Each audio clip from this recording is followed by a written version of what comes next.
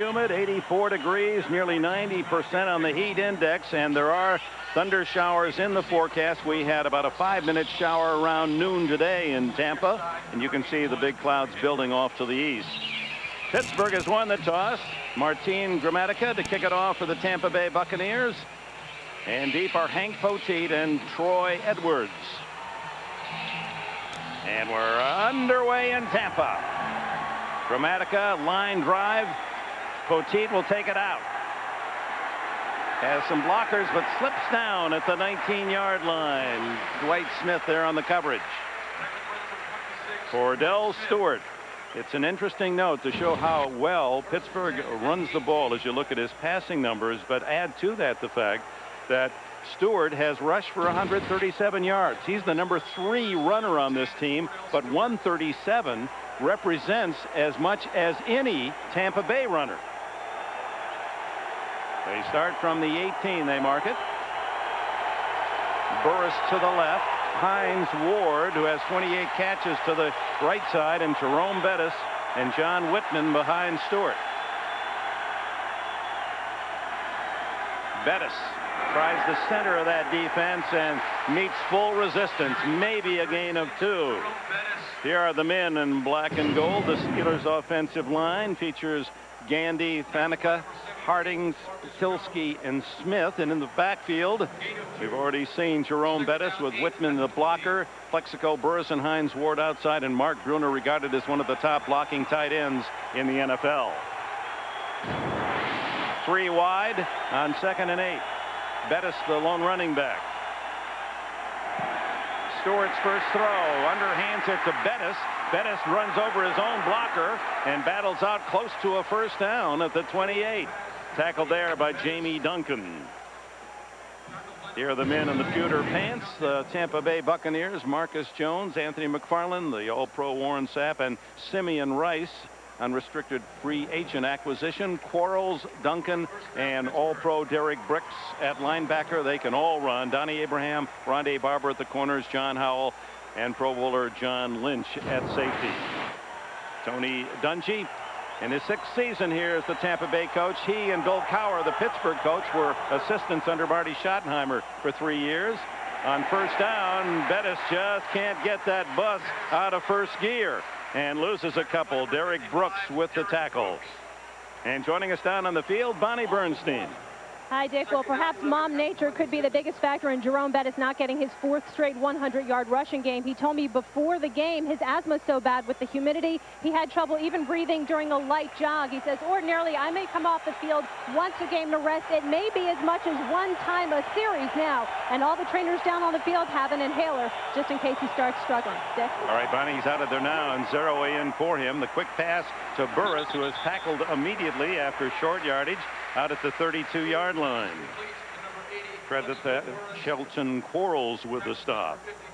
Cowher, how can it be? 10 years he's been the head coach of the Pittsburgh Steelers. And he's still only 44 years old. That's the amazing part of it. And let's face it, in this modern era of pro football, staying in one place for 10 years, pretty amazing. It just doesn't happen much. And again, Bettis still on the sidelines with the humidity and the asthma. A bad combo for Jerome. 3rd down and 6. Shotgun Stewart. Fires complete at the 41-yard line. A tough catch made in front of John Lynch by Hines Ward. Ward leads the Steelers with 28 receptions. And these are the kind of throws that we've been seeing from Cordell Stewart this year. Nothing spectacular, nothing really with the fade patterns all that much down the sidelines. He's been a very efficient quarterback so far this season, and Ward, the epitome, Dick, of what I would call an efficient receiver. Again, not a lot of flash, but a lot of substance. At an inefficient 3rd down defense for Tampa Bay, they're allowing 50% completions. And here's Bettis back in, and he rumbles to the Tampa Bay 49-yard line. A gain of nearly 10. Rondé Barber, the last Buccaneer, made the stop. Well, you mentioned that 3rd down defense. It is the worst in the National Football League by a pretty good margin. Although this is, look at Jerome Bettis at 258 pounds. Did you see the lateral movement? Did you see it? Did you see the right, the left, and bounces on his feet? at 5.4 yard per carry average. His career average is 4 yards per carry, 4.0. So talk about a rejuvenated bus, I guess so. Second down and 1 as Zaraway replaces Bettis, and this is a fake to Zaraway. Wide open is Bruner, and Stewart missed him. The tight end was clear by 5 yards. John Lynch came on the blitz that time from his safety spot. Now that was the time for a floater, and Cordell he threw a laser out there towards Bruner, had no shot at it. But again, this is a very productive drive. They could afford to take a shot on second and very short. And here comes another one of those third down conversions. Again, the Buccaneers 50% is all they've stopped on third down. And if Zaraway, second effort, lunges forward, it'll be close. Lynch was up there again as they play that 8-man front, the Buccaneers, to stop the run. Oh, Dick, you mentioned second effort, and you're right. The initial hit on Zaraway had him well short of the first down. But for a guy only 5'8", Zaraway has surprising power. So Ed Hockley, the referee, called for time and a apparent measurement coming up. Yeah, well, the question now, will the officials give him the credit for that second effort? This is very, very close. I'm not sure he got it, Dick, but if you look at where it was on the far sideline, this might be a couple inches short.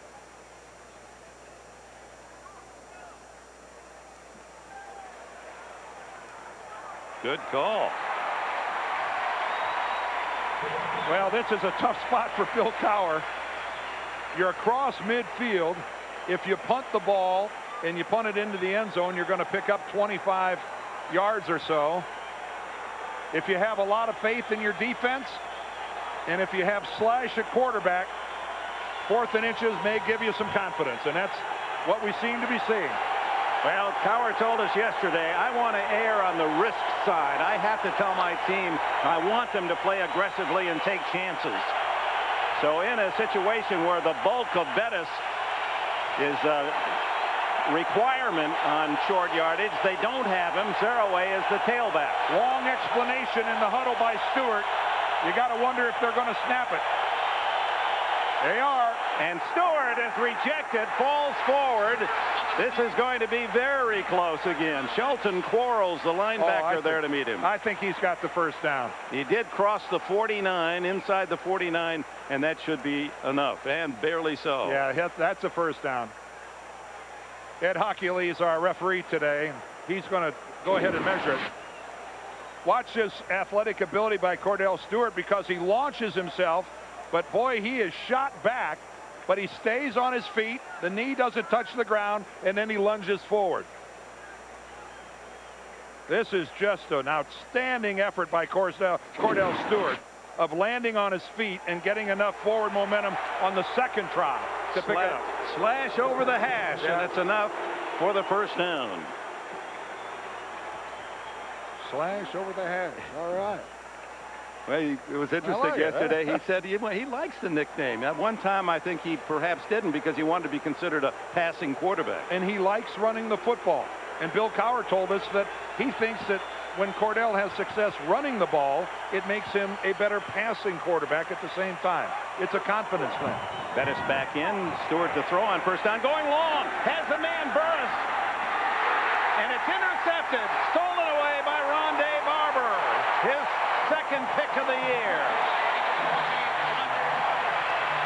Well, it's a touchdown. If Cordell Stewart just puts a little more air under the football, if he just airs it out, that's a Pittsburgh touchdown, underthrown for an interception. Well, the Steelers had hoped to strike deep early, and they had. Plexico Burris behind Rondé Barber. Pass short. Barber has the pick. And the Buccaneers start their first possession at the 6-yard line. And Warwick Dunn trying outside, breaks a tackle, spins, and out of what appeared to be a 3-yard loss, he gains a couple of. Well, Pittsburgh was worried that Tampa Bay was going to squat on their receivers, so they had to try it deep early. And you're going to see right here that Plexico Burris is behind Barber. But look, they have to come to a complete stop. He has to break stride, and that allows Barber to get back in it. And here in the National Football League, For Rondé Barber, it is a fine line between GOAT and hero. And if it's a well-thrown ball, he's the GOAT. Instead, he's the hero. Done again, and he's smothered for a yard loss as Earl Holmes, number 50, leads the charge for the Steelers. Brad Johnson, the former Viking out of Florida State. Here's his numbers, 62%, but didn't throw a touchdown in the first 3 games. Had 3 last week in the overtime loss to Tennessee. And now with Todd Yoder and Dave Moore, a couple of tight ends bookending, it'll be 3rd down and call it 8. Against the number 1 defense in the league, the Steelers, number 1 against the pass. They come with a blitz. Johnson's first throw is caught by Jaquez Green. A tough catch and a 1st down.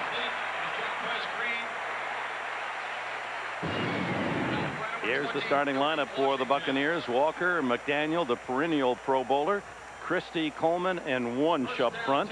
In the backfield, the multi-talented Warwick Dunn with the power back Mike Allstott. Jaquez Green with that last catch. Keyshawn Johnson has 31 receptions. Dave Moore, the tight end. Big 3rd down conversion from deep in their own end for Tampa Bay. 1st down, and Johnson goes down. The first sack of the game as crashing through Joey Porter and Kimo von Oelhoffen. And here are the Steelers defensively, and they've made that Steel City proud. Smith has a sack in each of the last 4 games. Clancy, Oelhoffen, von Oelhoffen, Gilden, Holmes, Bell, the rookie, and Porter, speedy set and tough group of linebackers. Aren't they always in Pittsburgh? And Chad Scott, 3 interceptions. Dwayne Washington at the corners. Brent Alexander and Lee Flowers at safety. Unfortunately for the secondary of Bill Cowher Steelers, Chad Scott's 3 interceptions are all of their interceptions. That's it. He's dominated. Johnson from his own 1-yard line throws to Keyshawn Johnson, hit immediately by Jason Gilden, and that'll make it about 3rd down and 11.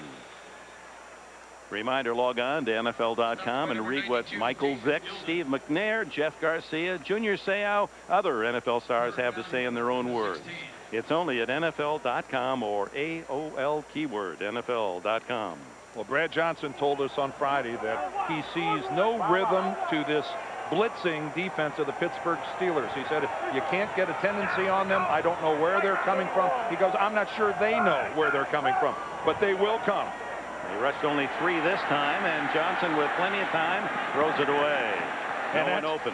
And you talk about breaking a tendency. That's something Pittsburgh rarely ever does, is just come with the 3 guys and drop 8.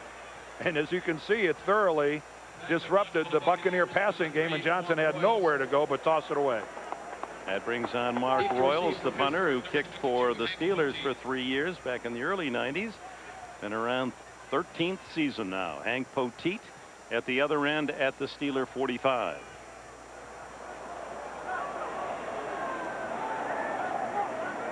Royals averaging less than 41 a punt. Just does get it away toward the sidelines.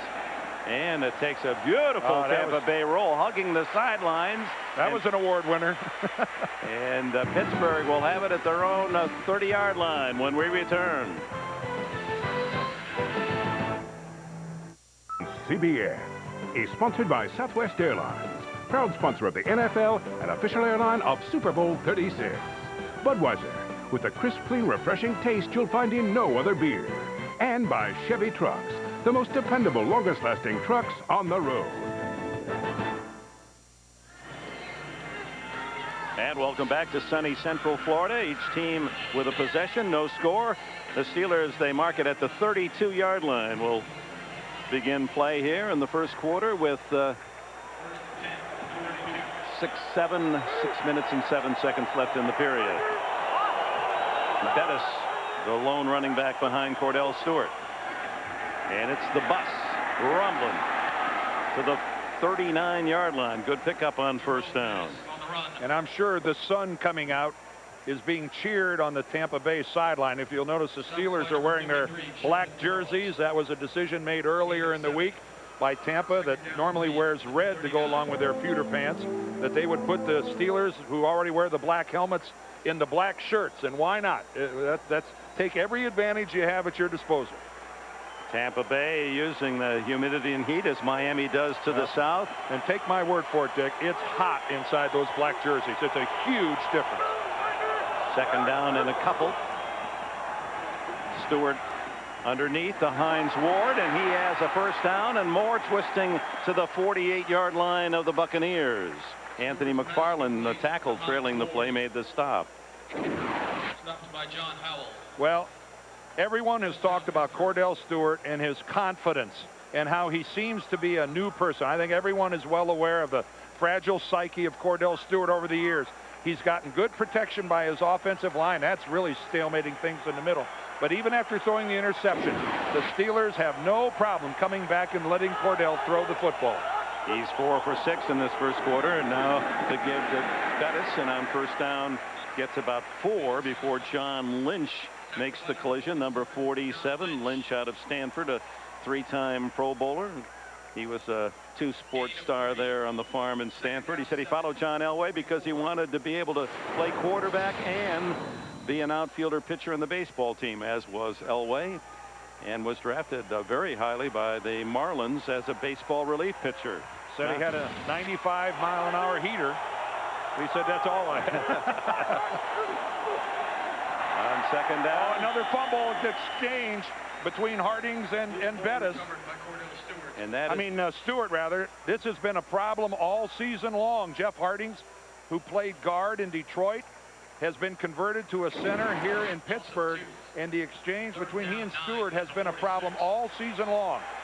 They've lost 3 exchanges in the red zone already this year, and there's another one. And that led to their loss, their opening game loss at Jacksonville. Now the crowd into it now, 3rd and long. 4 wides, Stewart shotgun. Good protection underneath the Zeraway.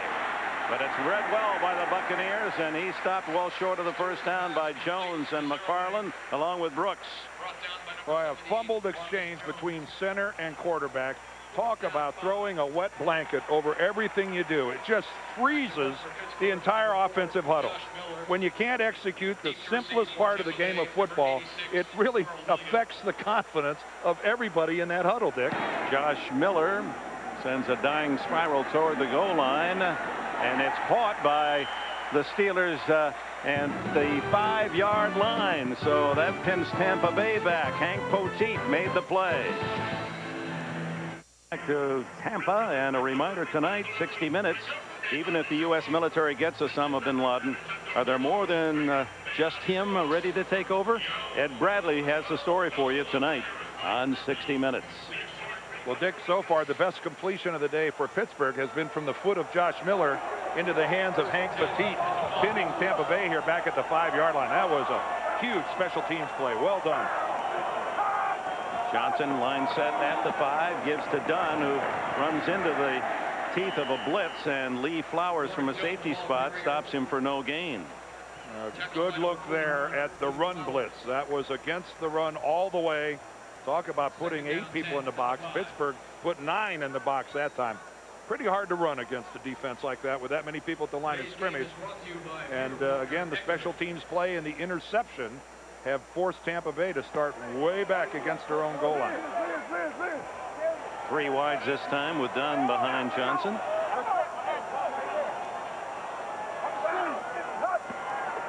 And Gilden on the blitz. Fires underneath to Johnson, complete.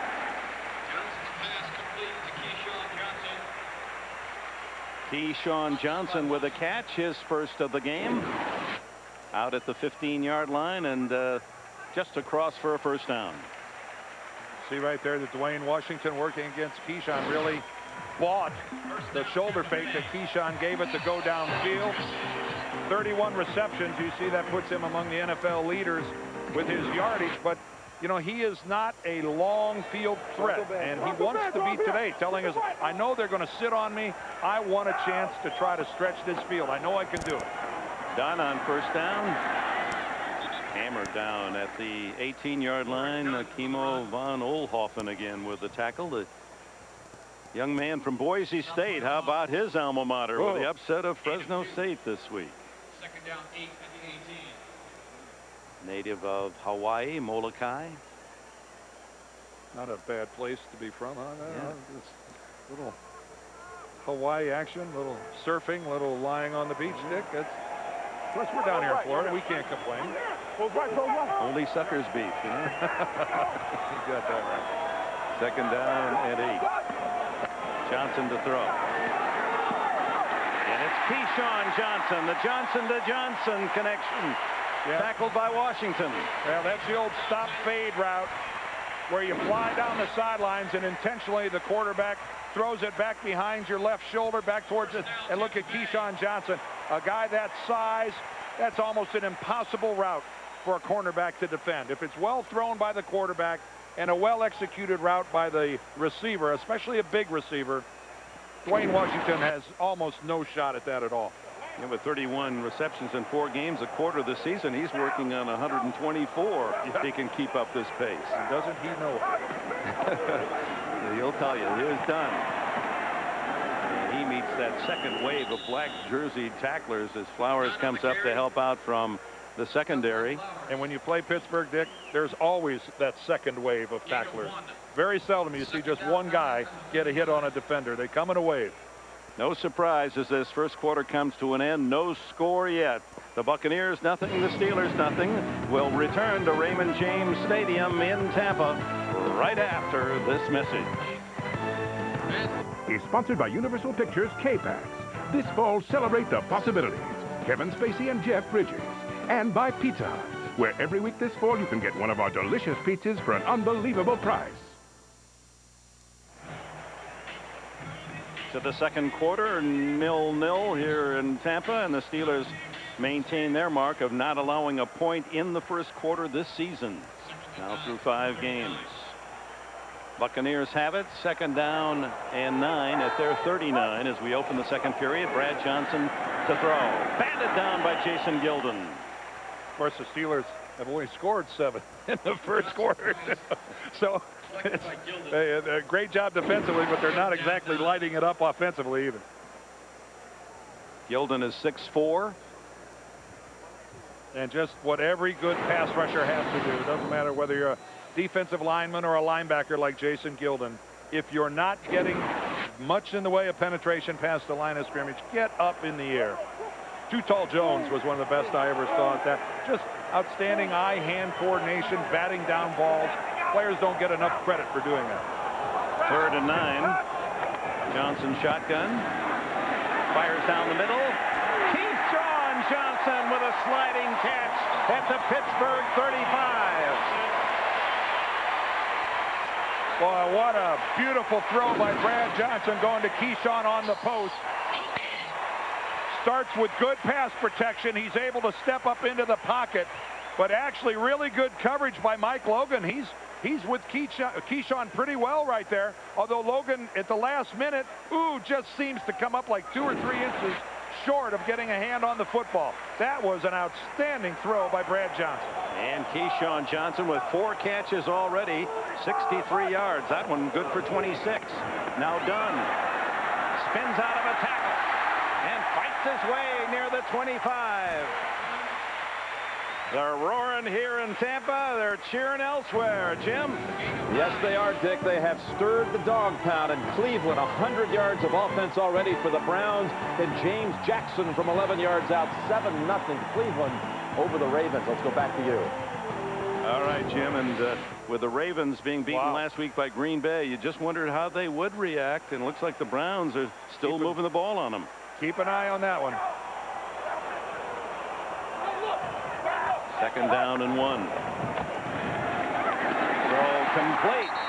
And it's Keyshawn. No, this time Jaquez Green covered by Dwayne Washington. Good enough for a first down. Bonnie? Well, Keyshawn Johnson with 3 catches today. He made no bones about it. He wasn't happy about 71 catches last season. So he had new offensive coordinator Clyde Christensen come out and spend a little time with him in L.A. He said, I took him to the hood. He had met my mom. He met my sister. And everybody's telling him, hey, you got to get Keyshawn the ball. Can we directly correlate that? I'm not sure, but it seems to have done some good, guys. I think the arrival of Brad Johnson has helped a little bit in that regard as well. But you're right, Bonnie. He was doing some serious politicking. First down, Buccaneers deepest drive to the 20. Mike Allstott, the fullback, running through. Steelers still on his feet. Oh, my. First and goal, Tampa Bay.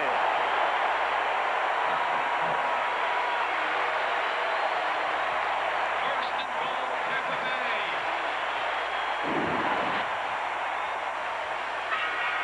Hard yards are supposed to come from the fullback.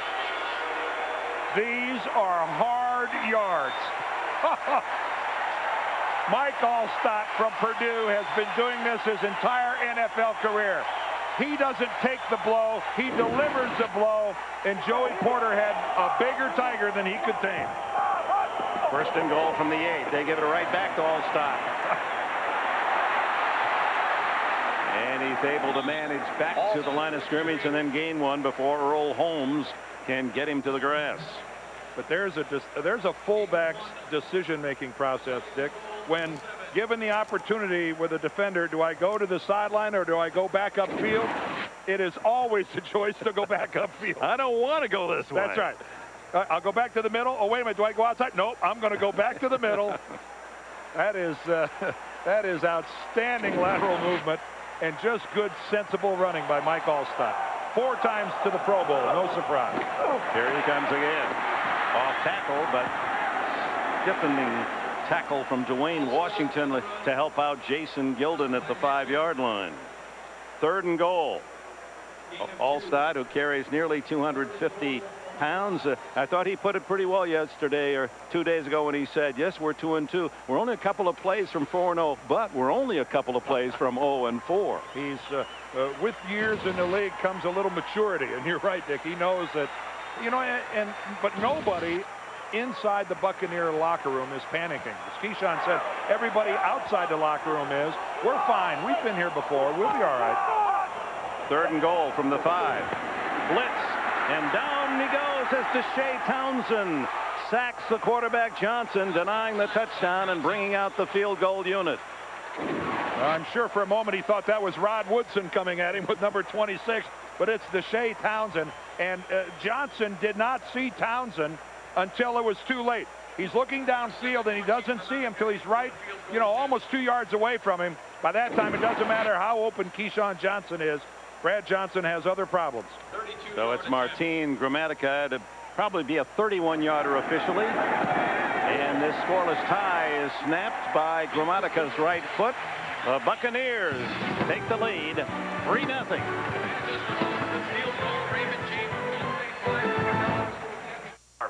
A long drive for the Tampa Bay Buccaneers that started deep in their own territory at the 5-yard line. The big play was the 26-yard catch from Johnson to Johnson. Keyshawn, 14 plays. Gramatica with a 31-yard field goal tees it up, 3-0 with 10 minutes 20 seconds left in the half. Troy Edwards and Hank Poteet are deep.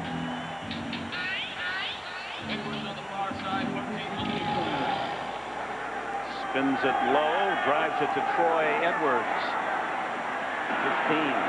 And the former #1 draft pick from Louisiana Tech down at the 20-yard line. I'm out in Tampa. 10 minutes, 9 seconds left before the intermission. The players themselves know for the best NFL coverage on the net, including expert analysis and in-depth team reports, you go to cbs.sportsline.com or AOL keyword CBS Sportsline. Trailing 3-0. Cordell Stewart from his own 20 fires incomplete, threw it behind. Plexico Burris, his intended receiver, a big target at 6'5".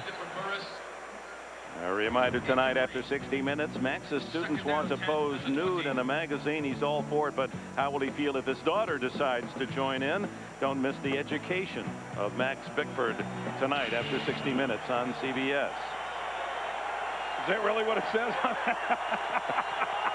That's what it's all about today. 2nd and 10.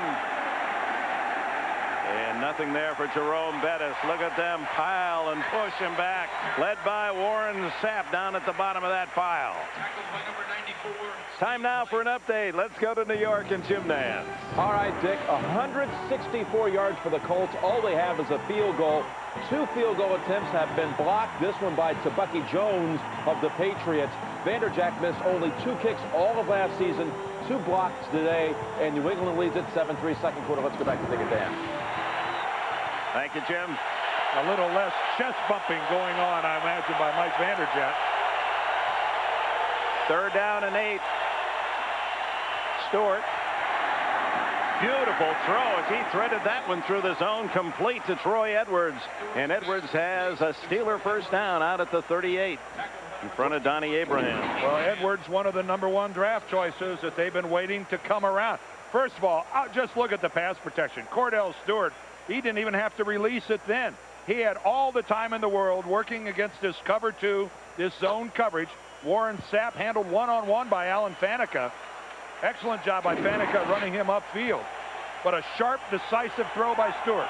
And again, to the frustration of the Buccaneers, a 3rd down conversion on 3rd and 8. Now it's Bettis. He is met by 3 white jerseyed Bucks. Brooks and Howell coming up from a safety spot. John Howell, number 38 from Colorado State, a rookie. 4th round draft pick, replacing the injured Dexter Jackson. Jackson not suited today with a severe thigh bruise.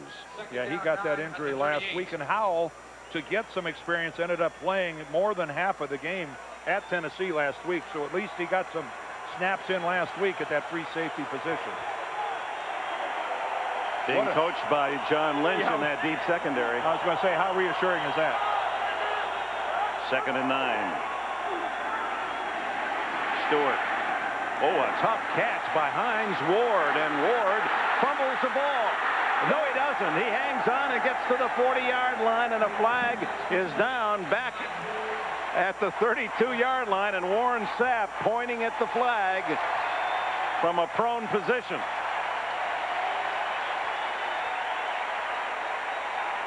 Well, Warren Sapp was working to the outside of Rich Tilsky. He ended up on the ground. And one thing about it, he didn't waste any energy going downfield.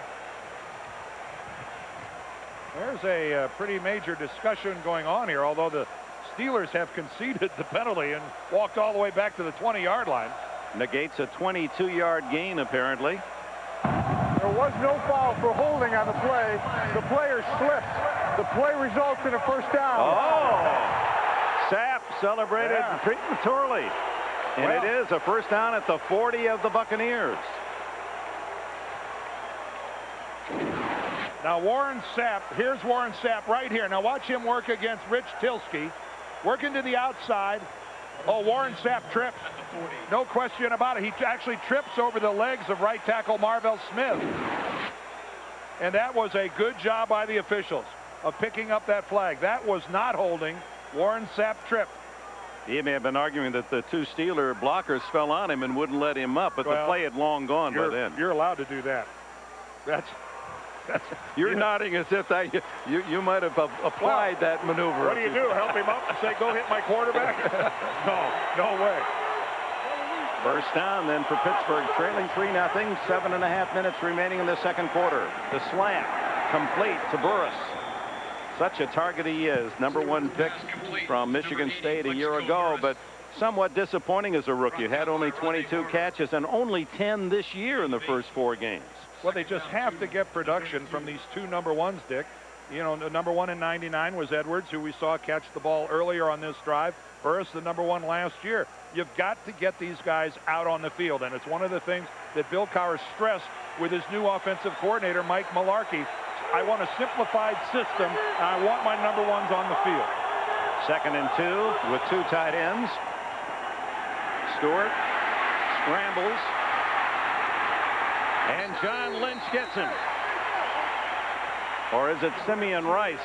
It is Rice who applied the pressure, and Lynch who made the move on the sideline. Well, this Cordell Stewart, I think more often than not, when he's in this situation, puts a good enough move on a guy that he gets away from him, but not John Lynch. Lynch is going to come into the frame, goes high, gets him on the shoulder pads and the jersey. And that's why John Lynch is a Pro Bowler.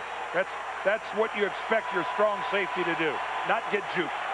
So on 2nd and 2, a 1-yard loss, so 3rd down and 3.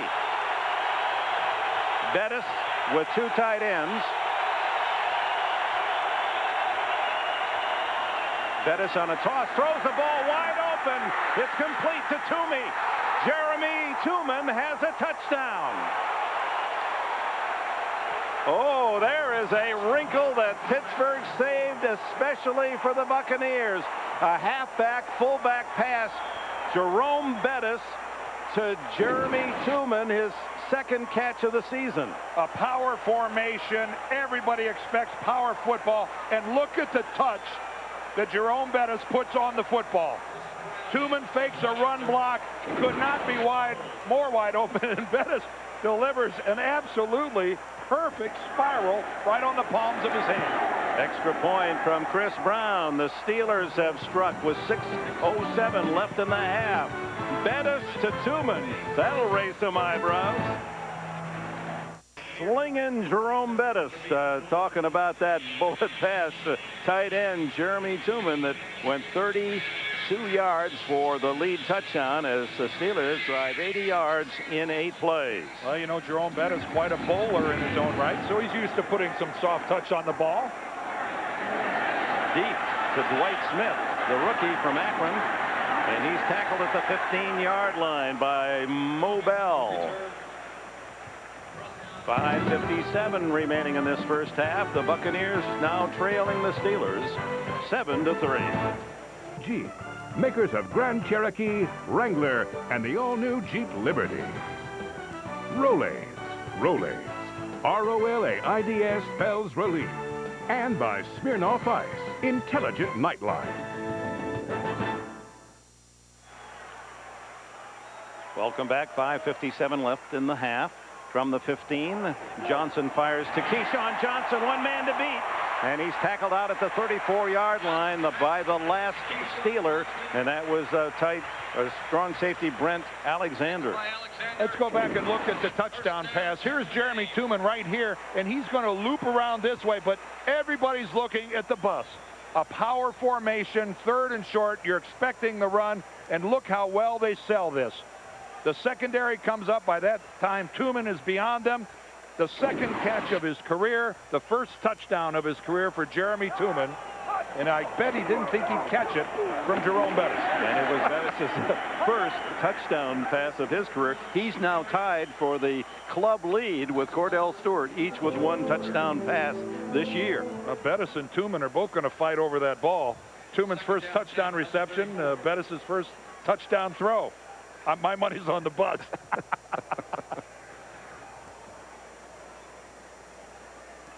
Now we're getting word now that he did throw another touchdown pass in 1999 against Baltimore, Bettis. So he'll give the ball to Tooman, you would think.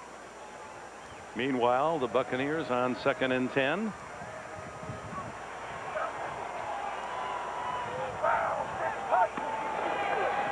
Fake to Dunn. And Keyshawn Johnson, he's been busy. Another reception. Dwayne Washington covering. Well, we've been watching this matchup all the way through the first half here. Keyshawn Johnson against Dwayne Washington. And it's again where Keyshawn sold the fade. He got Washington back on his heels. And you see that he's late to be able to recover it and get back in on Johnson. Keyshawn Johnson, a very effective route runner who continues to sell the deep route, even though he doesn't run them very often. 6 catches for Johnson in motion.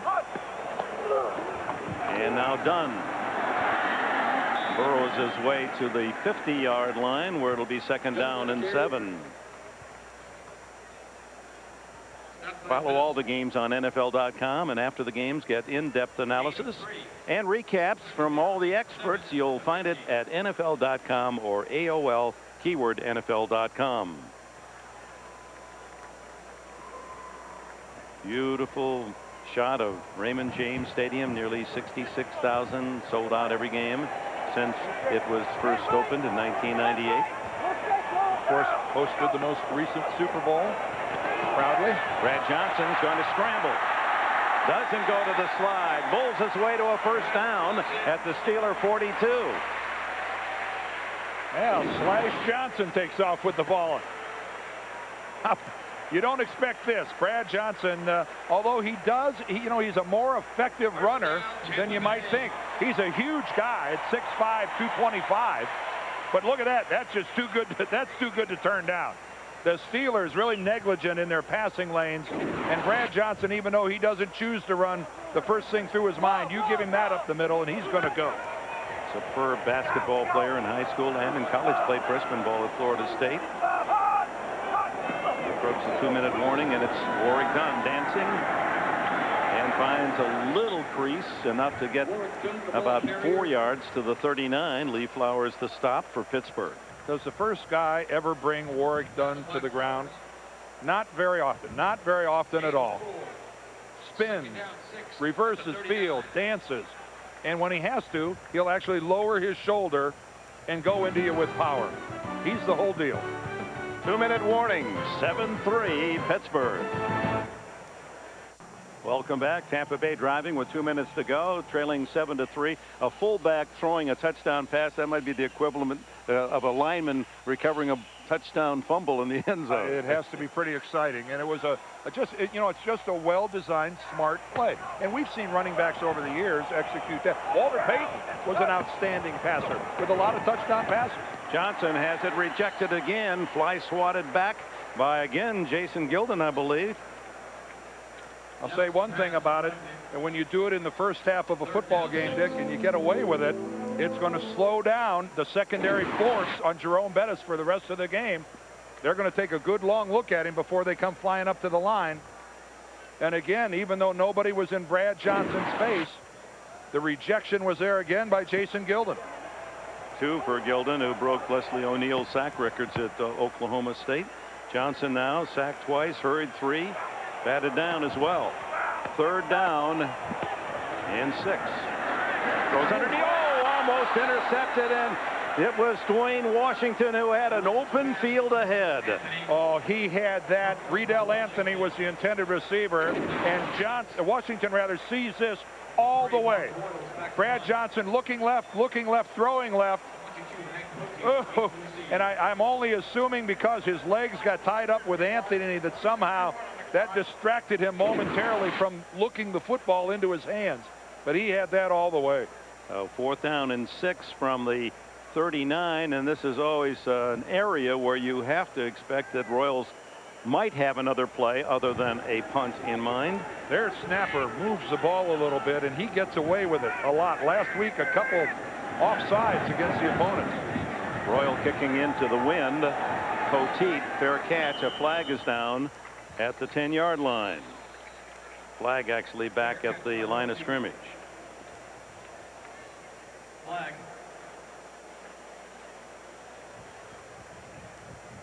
And they may have called. That might be the call. Illegal procedure. Well, Sean McDermott is their snapper. I didn't see him do it that time. You see Bill Cowher saying we're not going to give them another chance.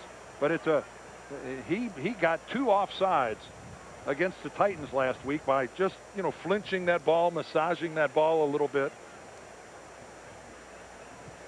Yeah, they set over the ball and then they reset. Illegal formation offense. 6 men on the line of scrimmage. The penalty is declined. First down. So the Steelers will start at the 10-yard line with 1:43 remaining in this first half, leading by 4. CBS is sponsored by the Intel Pentium 4 processor, the center of your digital world, and by Subway. Fresh-made sandwiches on fresh baked bread. Subway, eat fresh.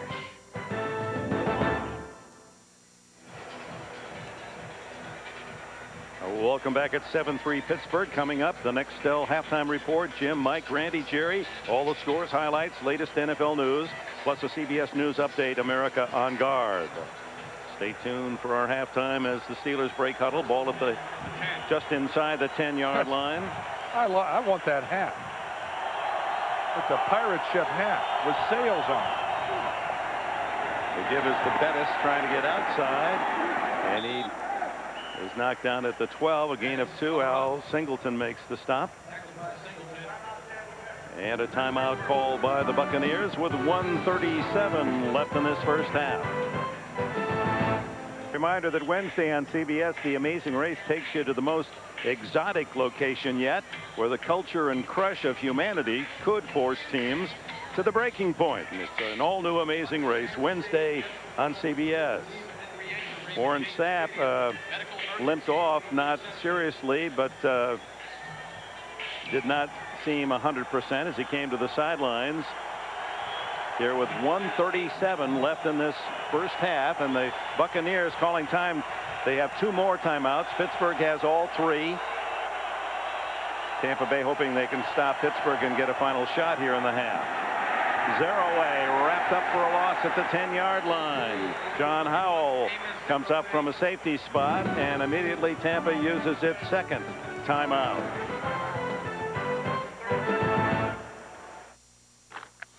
Year-old Bill Cowher came up with a fullback pass for the lead. 7-3 now on 3rd down and 9 deep in his own end at the 10. Will he gamble with a pass with the risk being interception or incomplete? Stops the clock.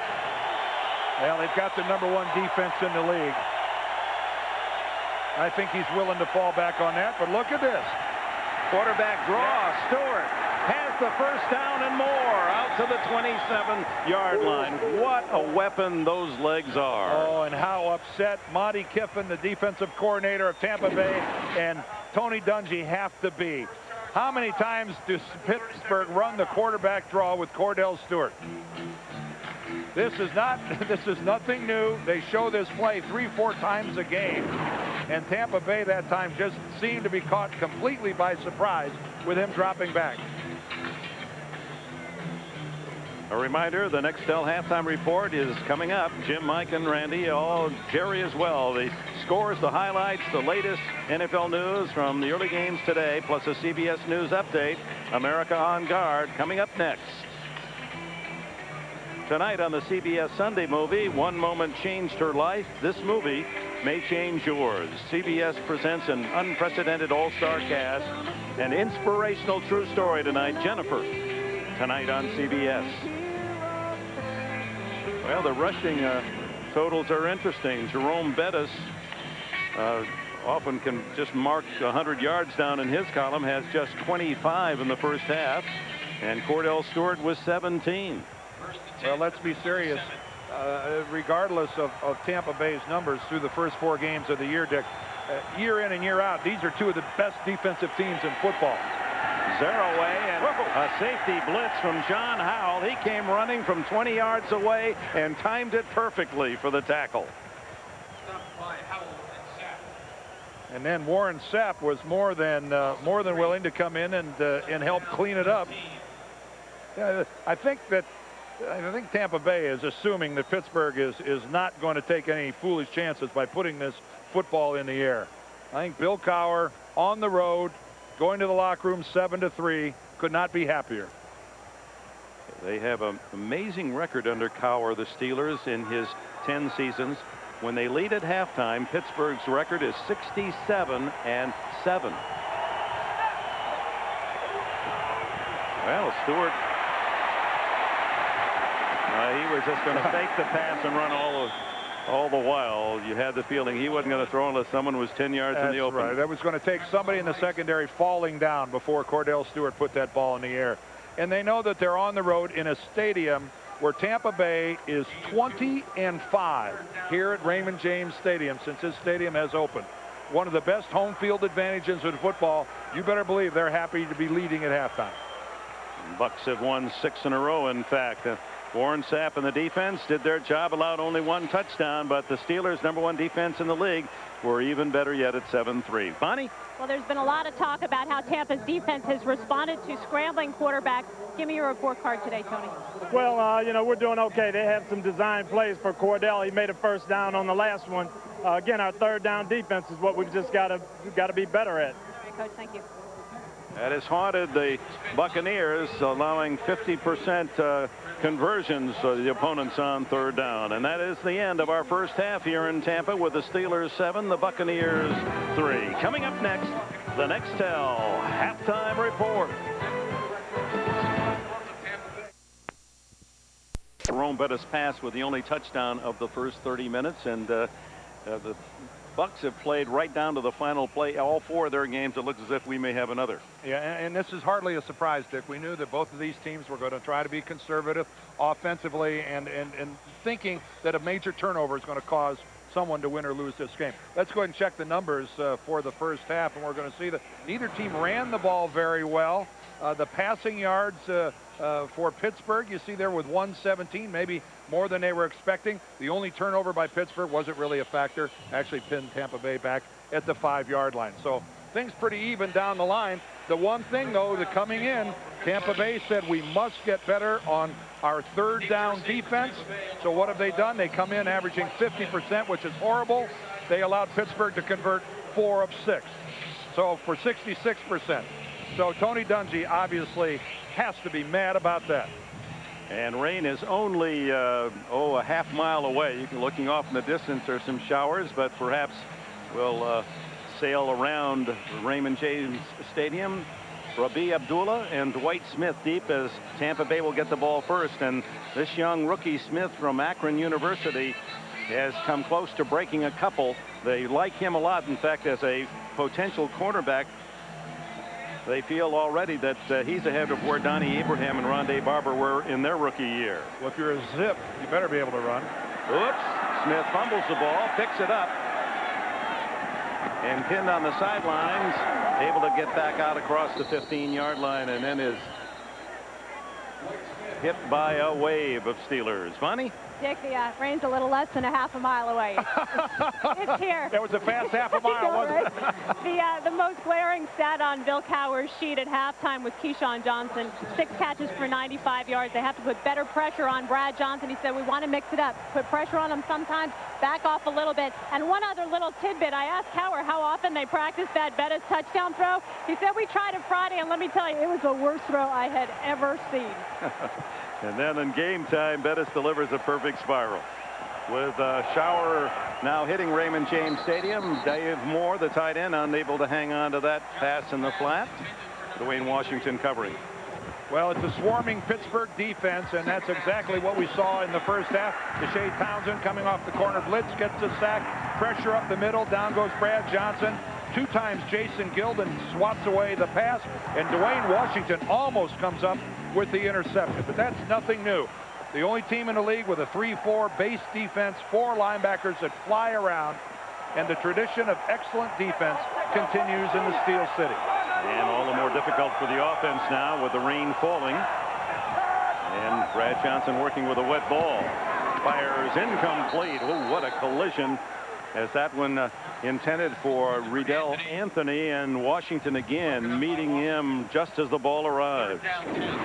Well, these thunderstorms were not a surprise. They've been predicted, and so here they go. The minute it starts to rain, Tampa Bay goes to the aerial game. And boy, did you see that ball come off of Brad Johnson's hand. It was a wobbler all the way, although he got it to Anthony. 3rd and 10 from the Bucs 16. 4 wide receivers out of the shotgun. Johnson steps up and is dropped right at the line of scrimmage. The 16 for no gain. Joey Porter, number 55, with Earl Holmes to support. And 3 and out for the Buccaneers in the rain. And Clyde Christensen, the offensive coordinator at Tampa, thinks, I guess, that he'll throw Pittsburgh a change of pace by not giving them Dunn or Allstott. Goes for 3 consecutive passes, netting nothing. Mark Royals will kick from around his 5-yard line. Poteet for Pittsburgh at the Steeler 45.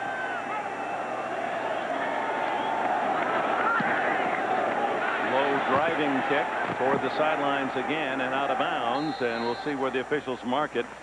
It would appear to be around the 43-yard line, so the Steelers will start in good field position as the rain falls in Tampa, Florida.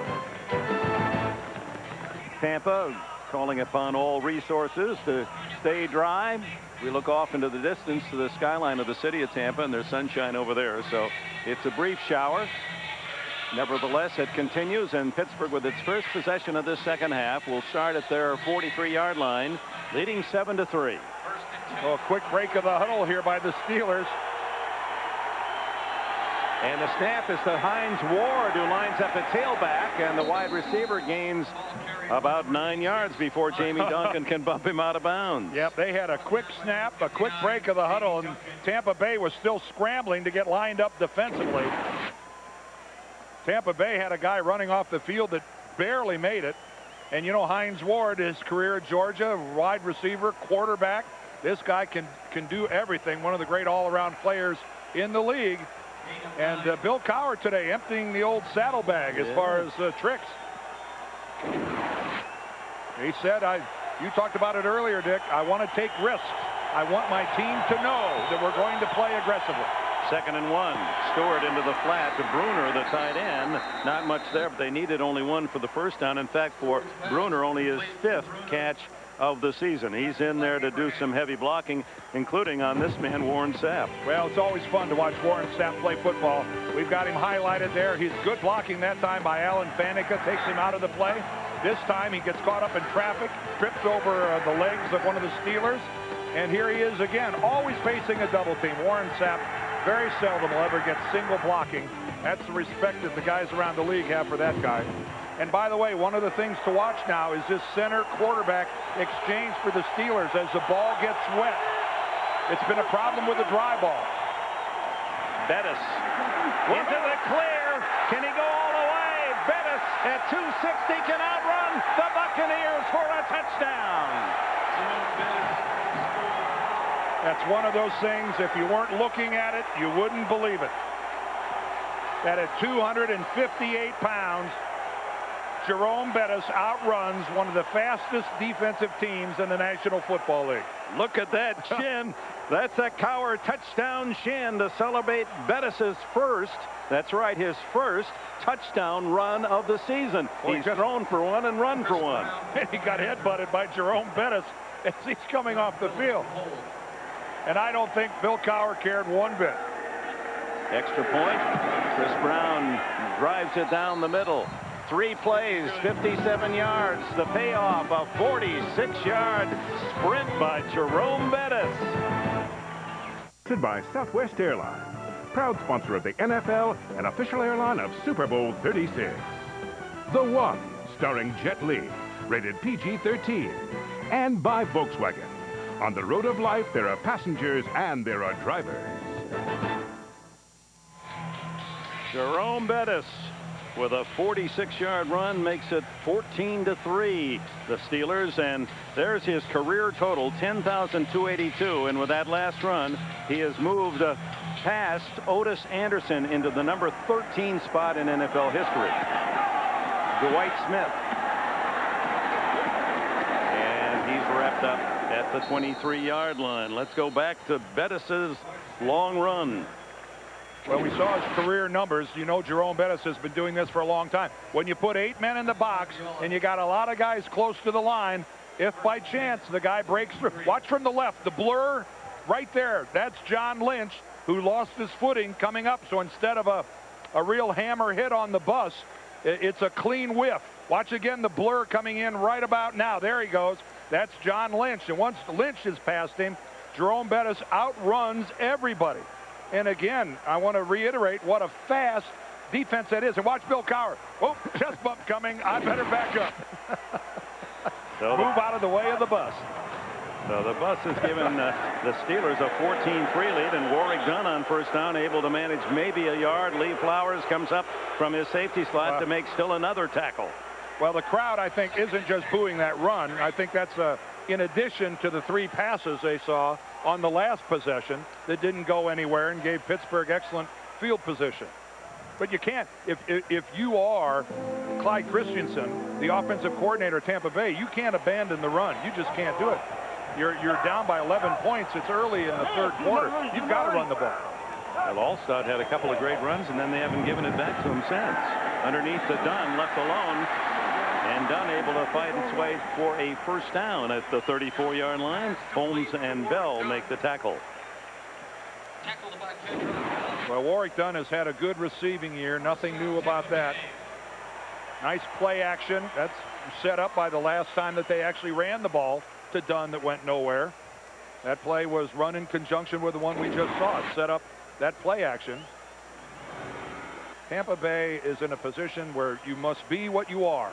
And they've got to try to run the play action and maybe take an occasional shot and work the middle to Keyshawn Johnson. On first down, Dunn runs into his own blocker, and that costs him for a loss. Earl Holmes was in the backfield of the Buccaneers.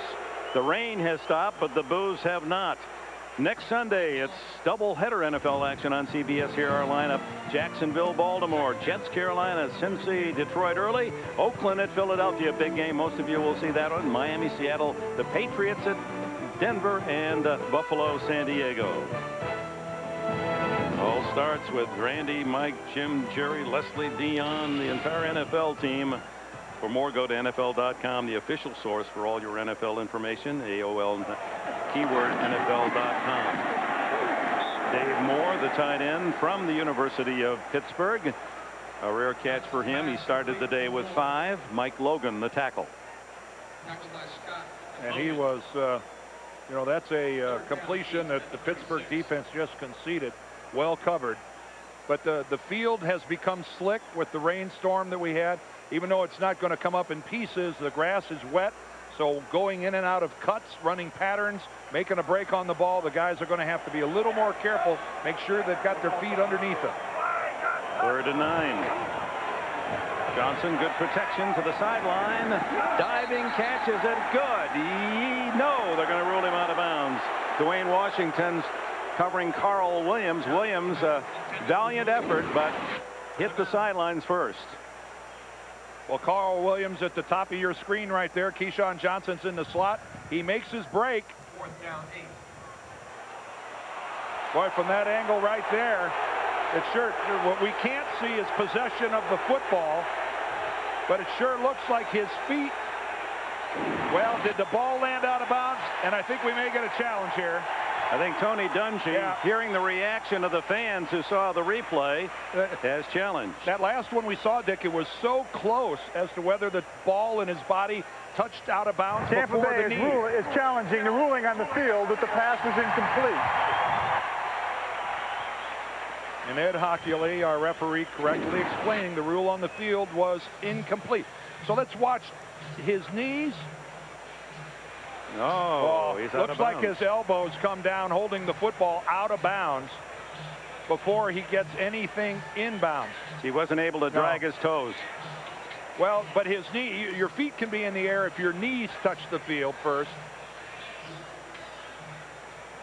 Almost simultaneous, isn't it? If your knees are down, Dick, it would be a legitimate catch.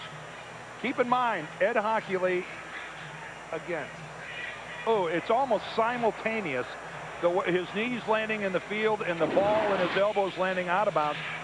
But keep in mind, folks, it all starts with it was ruled incomplete.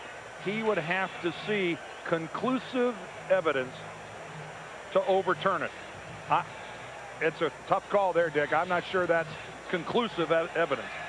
One of the game's very best officials, Ed Hockley, who has seen Super Bowl duty, will make the call. And this is what the replay's all about, isn't it? Yeah, and that one's so close, that could go either way. I think if that's ruled a completion on the field, it would stand. And it was ruled an incompletion on the field, and it might stand as well that way. Even though that would be certainly not the popular call for the sellout crowd. Again, how close is this, everybody? Let's try to look at his knees and his elbows. Which one hits first? I think his elbows hit first out of bounds. I don't think Ed Hockley's going to overturn that. It looks to me like his left elbow came down out of bounds prior to his knee hitting the ground inbounds. That's a good look at it, guys. Great look. Lance Barrow, our producer, Mike Arnold, our director, and a great crew. That was a pretty definitive look right there, guys. Not pretty definitive. I think it was very definitive. Well, you have one coach with a smile and the other with a concerned look, Dungy. And if this is not a completed pass, it will bring up 4th down. Well, that's if Ed agrees with us. After reviewing the play, the receiver's left elbow hit the ground out of bounds before the knee or anything hit the ground inbounds. Therefore, the play was incorrectly ruled an incomplete pass. Correctly ruled an incomplete pass. A timeout is charged to Tampa Bay. That's their first charge timeout. I think Tony Dungy did the right thing in, again, look at the left elbow. There it is on the ground. That's an even better look that both you can see underneath both of Carl Williams' legs. That's downright irrefutable. That's exactly right. Mark Royals to punt it then on 4th down. Drives it toward Hank Poteet, who collects at the 15. And he is collected as well. Frank Murphy, the wide receiver, number 87 downfield to make the first hit, supported by Dwight Smith, number 26. Timeout in Tampa. 36 remaining in the 3rd period here at Raymond James Stadium in Tampa, Florida. Jerome Bettis with that long 46-yard run to boost his average per rush today as he shoots for another 100-yard rushing game. If he gets it, it'll be 50 in his career that began with the Los Angeles Rams. Stewart, very close to picked off by Donnie Abraham, intended for Plexico Burress. Now that's what's called squatting on a receiver. Donnie Abraham is all over Plexico Burress. No, not respecting a deep pattern whatsoever. That is just, that's the NFL term. That's a squat by a cornerback right on top of the receiver. Bruner and Tuman now as Power goes with a double tight end set. Bettis in the backfield.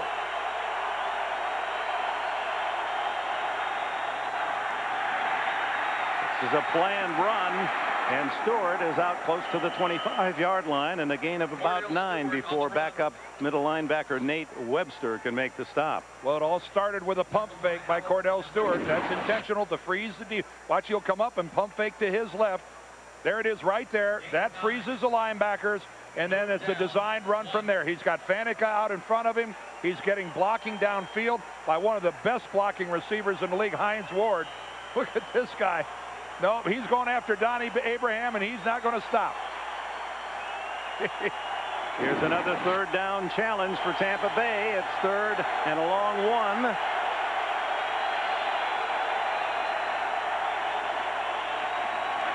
And it's Bettis outside and to the sidelines at the 40-yard line. So that makes it 5 out of 7 conversions on 3rd down by Pittsburgh. Let's go to Bonnie. Well, Dick, if you're wondering how a guy with asthma as bad as Jerome has can actually run for 46 yards for a touchdown, well, the Steelers told me during halftime he took a special nebulizer treatment that facilitates his breathing. After everything was all said and done, when he went to the bench, I saw him. He was on oxygen for about 5 minutes. But you know what? The way he's playing, he really needs to play in humidity more often. Well, the bus getting his own form of fuel, and 86 yards now rushing. Amos Saraway has replaced him, the young man from West Virginia. He is quick. Not quick enough to elude that tangle, however, as he's dropped for a loss by Nate Webster. Played his ball at the University of Miami, Florida, and was picked in the 3rd round last year. 1st and 2nd down, though, don't seem to be Tampa Bay's problems, as we saw with that last run by Bettis on 3rd and short. It's the 3rd down conversions are just killing Tampa Bay. And your defense, this is a defense that's used to getting off the field. For years, they would lead the league in 3 and outs, and now that starts to work against their confidence when they can't get the offense off the field with the regularity that they're used to. 2nd down and a dozen. Play action. Stewart wide open down the middle is Burress, and he has a 1st down at the Tampa Bay 49. Rondé Barber, the defender. Well, Dick, I know that you think the same way that I do, and that we're looking at a new Cordell Stewart. This is a player that's playing with confidence. He talked about his mechanics and how he's able to concentrate more on them now. He has a quarterback coach for the first time since the University of Colorado. Tom Clements is a new quarterback coach, and he said, fundamentally, I'm better than I've ever been before, and look how effective he is with those numbers. And he's carrying his demeanor with a lot of confidence, and that's rubbing off on his teammates. Bettis finds another big hole, and he's on his way at the 30. And finally pushed out of bounds at the 21-yard line by John Howell. The bus making very few stops until he gets deep into the secondary here in the second half. Well, the blocking by this offensive line, this is stunning. They are just, look at the crease in the middle. Both linebackers are split to both sides, right between right guard and right tackle. Marvel Smith, Rich Tilsky, Jeff Hardings, Alan Fanikin, Wayne Grady. That's just superb work. That is just great work. 29 more yards for Jerome Bettis. He's over the 100-yard mark for the 50th time. First down at the 20. Stewart wrapped up in the backfield, and there's a big play from Anthony McFarland. Booger from LSU, and he was the only man who didn't buy into the fake by Cordell Stewart. Well, buy into the fake. He almost took the ball away from Cordell Stewart. Look at that. I mean, McFarland reaches out. He's being blocked by Jeff Hardings, the center, or attempted to be blocked.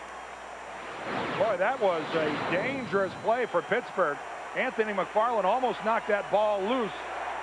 One of 4 #1 draft choices on the front 4 for the Tampa Bay Buccaneers. A lot of high draft choices. Marcus Jones, Anthony McFarland, Sapp, and Simeon Rice, all #1s. He just does get it away incomplete as Al-Sherman Singleton came in on a backside blitz and hit Stewart just as he threw the ball for Mark Bruner. Ooh, and Cordell doesn't see this coming right there. Here's Singleton down here at the bottom of the screen. Cordell never sees him coming. And if that would have been maybe a half a second prior, that ball would have floated way up into the air. You see that Cordell has been under some pressure today from this Tampa Bay defense. 5 for 7 on third down, and Stewart in this situation, third down, and Long wants a timeout. They had some substitution. They actually had 12 men in the huddle for a while, and Tampa's arguing about it. 5 minutes, 18 seconds left in the third. The Steelers trying to add to an 11-point lead. Is sponsored by DirecTV, the #1 digital satellite entertainment provider. And by KFC. There's fast food, then there's KFC. Welcome back. Third down after that timeout. No need to mark them all. There's 12 guys, and Cordell Stewart looking at his wristband. I'm not sure I've got to play for 12 guys. You see right there at the very last minute, Bobby Shaw makes the break, trying to figure out, am I supposed to be here or not? Chris Fuamatu Afala is the only running back, and he gets the fake, and they hand off to Troy Edwards, and Edwards on the reverses inside the 20, short of the first down, but that'll make the field goal try by Chris Brown much closer. Lynch and Howell, the 2 safeties, knocked him out of bounds. Boy, we're seeing it all here. Mike Mularkey has gone deep into the old saddlebags. Coming up, a good block downfield by Marvel Smith, the right tackle. And again, this makes it a lot easier for this guy, Chris Brown, who on the year is 8 for 9. And hit a 55-yarder, tying the Pittsburgh record last week. This one will be 35 yards. And straight down the center. The Steelers lead by a pair of touchdowns. It's 17-3. Back in Tampa, where the Steelers have scored 10 unanswered points here in the third quarter, and a 46-yard run by Bettis and a 35-yard field goal by Chris Brown, who has it teed up, a 68-yard drive by the Steelers. Abdullah and Murphy are deep. Intense quarterback Stewart listening to some coaching advice. The Buccaneers have never had a kickoff return for a touchdown in the history of the franchise. Incredibly, 393 games, over 1,500 chances on kickoffs, never returned one for a score. Swirling wind. Just to add something to Bettis's day, he'll remember it easily because of the number 50. He has scored his 50th rushing touchdown, and he now has 50 100-yard games, and then you throw in the touchdown pass. Oh my. Brown to Murphy. He's the fastest of the Buccaneer wide receivers. Oh, an ankle tackle registered by Zaraway that saves perhaps something really big at the 35-yard line. If Amos doesn't make that ankle tackle, it's over. Frank Murphy is gone. Nestles in right behind his wedge, the big guys, and then he, fakes it to the outside and gets back up. But when he makes his move outside right there, Amos Zaraway is the last Pittsburgh guy that's going to have a shot at him. Oh, boy, did Tampa Bay need that. First down at the 35. Perhaps that'll spark some offense from Brad Johnson and company. Long arm fake, eludes the rush. Keyshawn Johnson broken up and no flag, as it was Dwayne Washington making another good play in the secondary. Well, you thought you might see a big play because Pittsburgh came with the blitz and they didn't get Brad Johnson down. So that allows all the way across the field to come Keyshawn Johnson. And you're allowed to put your left hand on a guy's back as long as you don't move him. That was actually perfectly played by Dwayne Washington.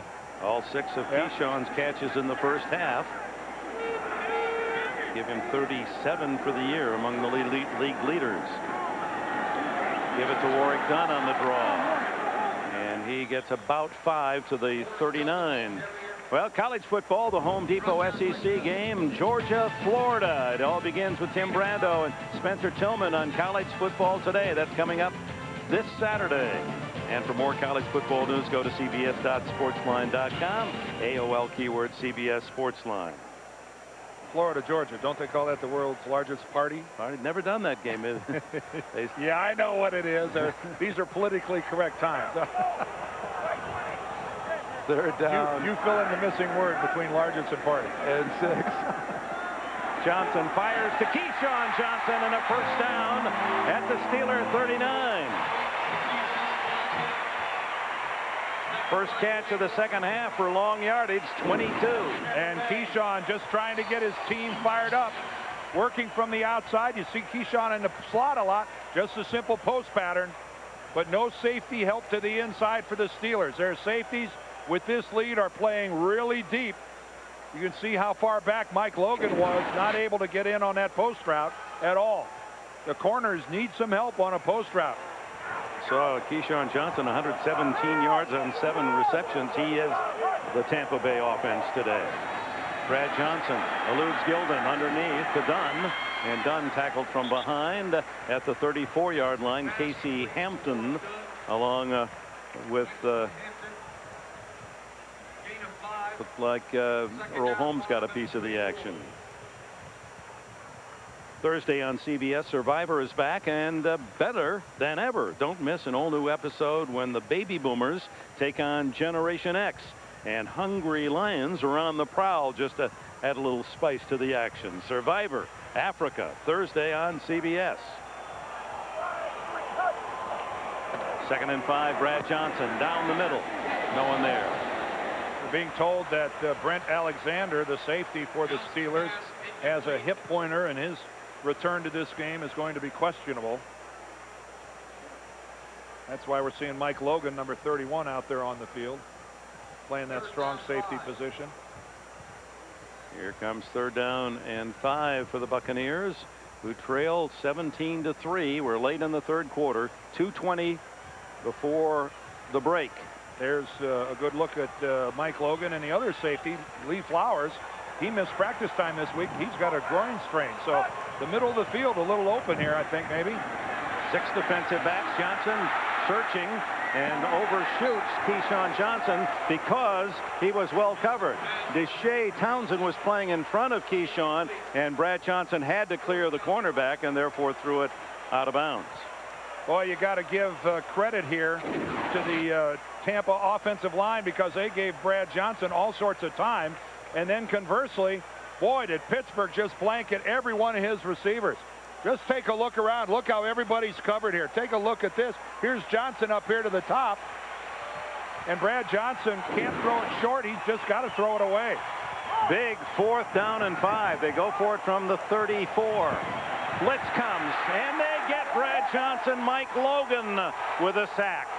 Boy, how does Brad not see Mike Logan coming? He's coming from his right side. I know he's looking to the left, but still, you'd think a right-handed quarterback would have, you know, a little bit of a vision angle to the right-hand side. Take a look there, the left side of your screen. But Brad is so tuned in, working the left side of the field. He never once even swiveled his head back to the middle. There he's looking left, and that's all there is to it. Never sees Mike Logan. Logan, for the injured Brent Alexander, has his first sack of the season, the 4th sack for the Steeler defense today. And if you know one thing, Dick, about the Steeler defense, they're going to come. They're going to blitz you over and over and over. Pittsburgh taking over on downs at the 43, and the illegal procedure is the early signal. Ball start. Pittsburgh, number 80. 5-yard penalty. It's first down. First penalty of the game for either side. First penalty. No wonder it has moved at a nice pace. Monday on CBS, whole new night of great television, folks, starting with The King of Queens, then Yes Dear, then Monday's #1 comedy, Everybody Loves Raymond, followed by Becker starring Ted Danson, plus an all-new Family Law, all here tomorrow night on CBS. That's the first penalty that was accepted, Dick. You're right, and that is one of the things that has this game moving. On second down, the long throw is going to be intercepted. It's Barber, Rondé Barber, second of the game. He's down by contact. The whistle sounded at the 49-yard line of the Buccaneers. Yeah, Hines Ward tackled Rondé Barber, and that ball came off Cordell Stewart's hand. Really funny. That ball just really got away from him. I don't know if the ball was a little slick, but when you saw that ball in mid-flight, it was really moving a little funny. Again, good protection. But look at that ball just floating. I'm assuming Cordell was trying to go deep. But that thing is almost end over end, right to Rondé Barber. Tampa Bay desperately needed a break. After turning it over on downs, their defense has come through. Can their offense do anything with it? Barber's 3rd interception of the season, 2nd today. They take over just on their half of the 50. Johnson gets away from Gilden, tucks it away, and runs it to the 43. A gain of about 7 before Van Olhoffen can make the stop. Hines Ward had made the play and came up hobbled, limped all the way over to the Pittsburgh bench, and they're working on him over there.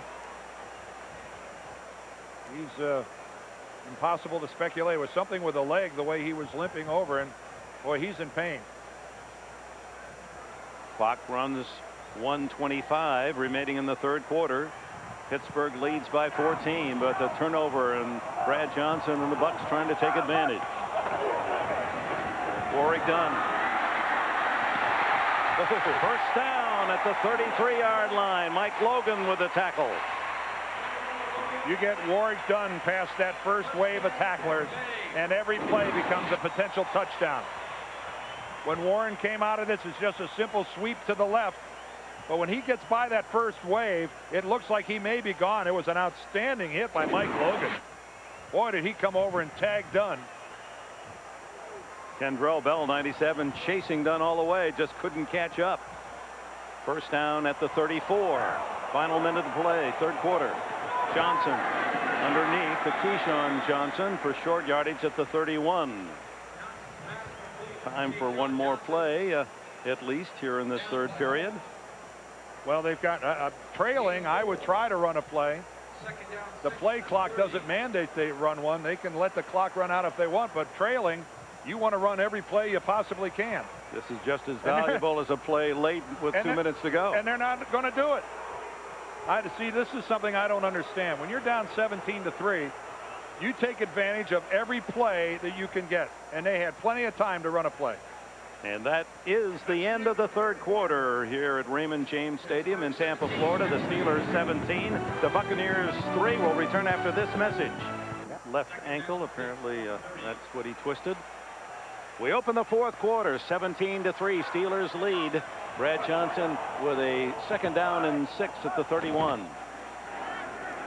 Under pressure, down he goes, the 5th sack as Joey Porter registers this one. Third-year linebacker from Colorado State who can really move. I just think back to Friday afternoon, our conversation with Brad Johnson when he said, I really can't get a handle on this Pittsburgh blitz package. They come from everywhere. They cover that you can't figure out what gaps, and it's apparent that this Blitzburg package has Tampa Bay confused. Right up the middle, Brad Johnson with nowhere to go. Joey Porter, an outside linebacker, blitzing up the middle. And right now it's Pittsburgh defensively that's mandating what's going to happen to this Tampa Bay offense. 3rd down and 18. Here comes another blitz. And he gets it off just in time and complete to Jaquez Green at the 16-yard line. Mike Logan was the man just a little late in getting to Brad Johnson. Well, Jaquez Green is working to the outside. Keyshawn is there in the slot, and he just gets lost in the Pittsburgh secondary. They're sitting back in a too deep zone, and then all the attention went to Keyshawn, which is where Brad was looking originally. And Jaquez Green, who's not been a huge part of this game, really left alone. Big first down at the Steelers 16 early here in the fourth. And now Warwick Dunn. And he's met and helmets fly as Earl flag Holmes comes in. Makes the tackle along with Casey Hampton. We're going to get a holding call against Tampa Bay. Ed Hockley actually threw the flag himself.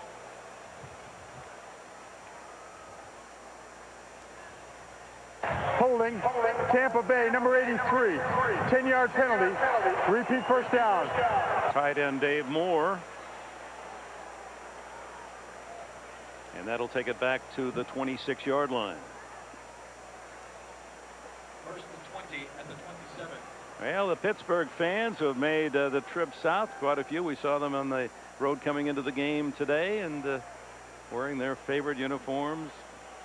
And they would talk to the Steelers when they arrived here in the hotel in Tampa, and a lot of fans in the lobby, and they were ready to cheer. Been a lot of good football times in Pittsburgh, Dick. Oh, boy. Oh, boy. Another blitz and another sack. This time Dwayne Washington. They're coming from all corners. They're coming up the middle. They're coming off the edges. But they are coming. You can't see him in the picture there from the left. There comes Washington. Dave Moore, the tight end, tries to get back. But he had a responsibility at the line of scrimmage. By the time he took a drop step, too late. Washington was already past him. And one more time where Brad Johnson doesn't have a chance. Good job of just hanging on the ball by Johnson, and he barely did that. That's the 6th sack today. They had 11 coming in. So this has been the biggest day of the season for the Blitzburg. That was the term of a few years ago. Greg Lloyd and that group. And now you don't know what's coming. They'll either blitz 8 guys or they might just rush 3 and drop back. They've got the luxury of really being odd now. 2nd down and the mile now. The screen and knocked in his face by Joey Porter. And that's just a 4-man rush, and that's just Joey Porter with a great inside swim move, beating rookie Kenyatta Walker at left tackle. See, that's where you get pressure with just 4 guys. Here's Joey Porter. Watch him start upfield, and then watch the swim back to the inside. There's the swim, the arm up and over. He just goes by Walker and bats the ball. Yeah, they're not needing the blitz to get in that time. They did it just with a straight 4-man rush. Tampa Bay had allowed only 9 sacks prior to this game in the first 4 and 6 today. 3rd down and 31. Deep down the middle for Keyshawn. Off his fingertips and intercepted as Mike Logan came down with a carom. Oh, if you're Tampa Bay, you're going, how much can go wrong? What a throw by Brad Johnson. He put that ball right on the hands of Keyshawn Johnson, who's fighting off double coverage, trying to make the catch. Nothing's going right for the Pewter boys. Pressed into service with Brent Alexander's injury. Safety Mike Logan out of West Virginia in his 5th year has his 3rd career interception. Also a big sack on that last sequence. End zone interception. Cordell Stewart from the 20, leading 17-3. And the bus stopped short this time. Well, Dick, Mike Logan gets the interception, but the play is made by Chad Scott. All right, there goes Keyshawn. Chad Scott's the player to the right. Watch his right hand. It goes right up between the hands of Keyshawn Johnson and pops the ball up into the air right to Mike Logan. Watch his right hand right there. That is just brilliance on the part of Chad Scott as a cornerback. That's a touchdown. Keyshawn Johnson will catch that ball and be down to the 1-yard line or in the end zone, except for that play by Chad Scott. Huge play that would have pulled the Buccaneers within a touchdown. And it's Bettis again, struggling to the 24. Jamie Duncan, the tackler. It's 3rd down and 6. Let's go to Bonnie. All right, well, update on Hines Ward. Sprained left ankle. They taped it up. Going to give it another shot. And one other note, Bill Cowher, about as happy as all of his players on the way the Steelers have been playing defense, made a point to go to every single one of his defensive players to commend them on the way they've been shutting the Bucs down this second half. Dick? Thank you, Bonnie. Amos Zaraway comes in, the 210-pound sprinter who has done a good job. He's rushed for over 200 yards as a support of Jerome Bettis. 3rd and 6. Stewart, draw. Look at the speed outside, but he doesn't get to the 30. He stopped short of the 1st down. Good open field tackles from Derek Brooks and John Howell. And the punting team on for Pittsburgh. But to no one's surprise, a very conservative series by the Steelers. Keep the clock running. Maybe Cordell Stewart can make something happen. You got a 2-touchdown lead, and you don't want to get too conservative, but in this offense, Cordell running the football is a pretty good bet. Josh Miller kicking to Carl Williams. No, he's not. He's going to boot it out of bounds, and Tampa Bay will take over at the 32-yard line when we return. 11 minutes and a second remaining in the 4th. Steelers by 14. CBS is sponsored by the Civic from Honda, with more fun per gallon. Your neighborhood 7-Eleven store. Oh, thank heaven for 7-Eleven. And by Circuit City. We know how you feel. That's why we're here. Circuit City. We're with you. With Bonnie Bernstein and Dan Deerdorf, Dick Enberg at Raymond James Stadium in Tampa Bay. In Tampa, Florida, 17-3. The Pittsburgh Steelers certainly have to rank as one of the surprise teams of this NFL season and are showing how they're doing it with superb defense and some timely offensive calls. Brad Johnson goes to work, goes underneath, completes it. Jaquez Green. Jason Simmons makes the tackle. Well, Dick just talked about this defense.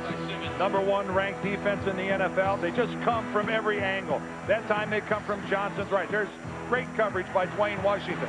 Another sack that time by Joey Porter. Washington off. There's Porter again up the middle. Brad Johnson is seeing everything, and that time Chad Scott with just a highlight film play by a cornerback. And I think we've got Jaquez Green down on the ground. He seems to be grabbing his leg. He was the guy who caught that last pass. Jaquez Green apparently okay as we resume play. 10:39 left in the 4th.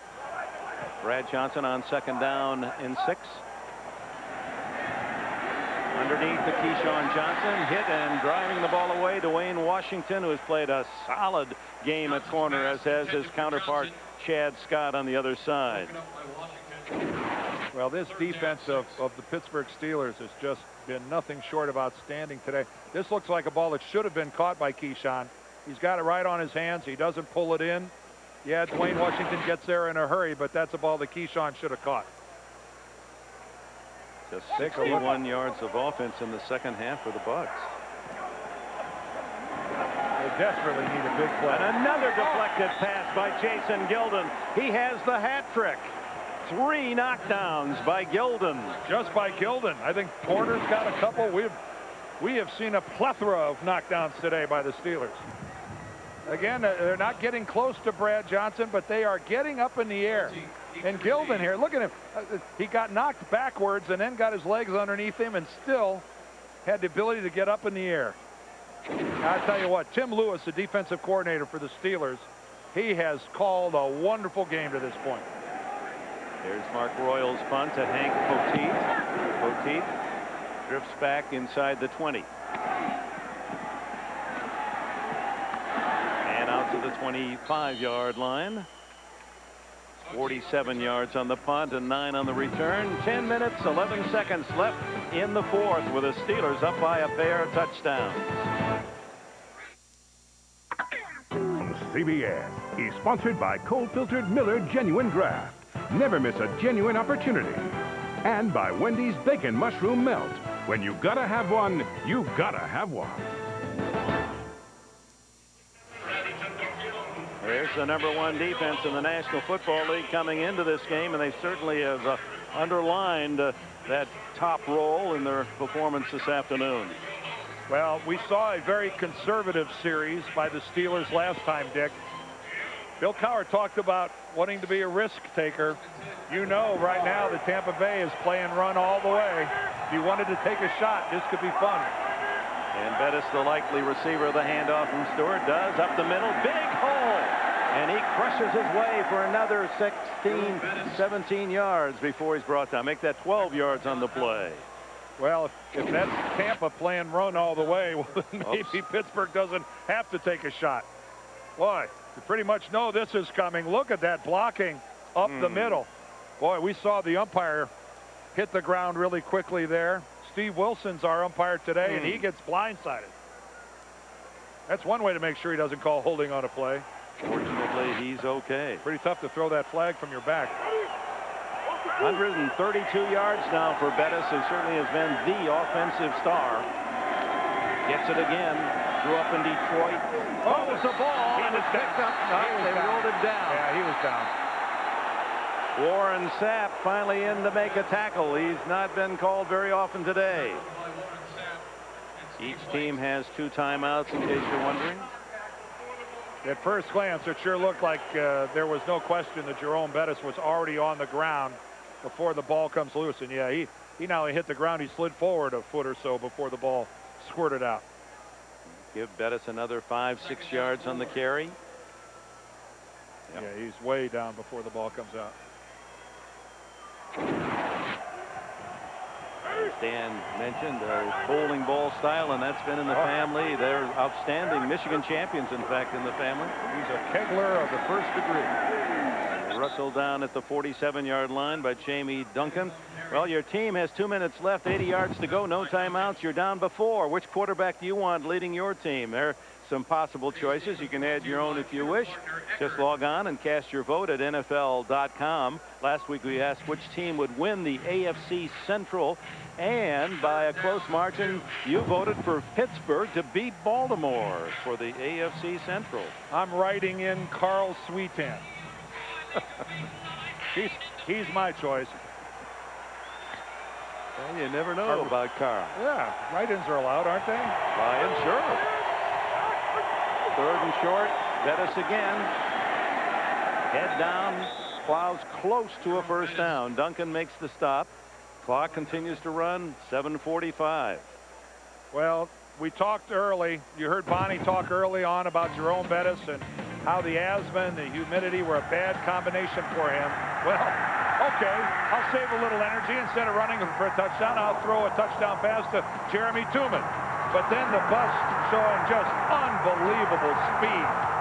Ran through a red light. He ran through a red light, the bus on that one. And then he ran over his coach on the way back to the sideline. But Donnie Abraham, the cornerback, was chasing Jerome Bettis for the last 25 yards and didn't even close the gap between the two. And now on 3 carries, he picks up another Steeler first down. And at this point, the weight of steel sinking the Buccaneers ship in Tampa today.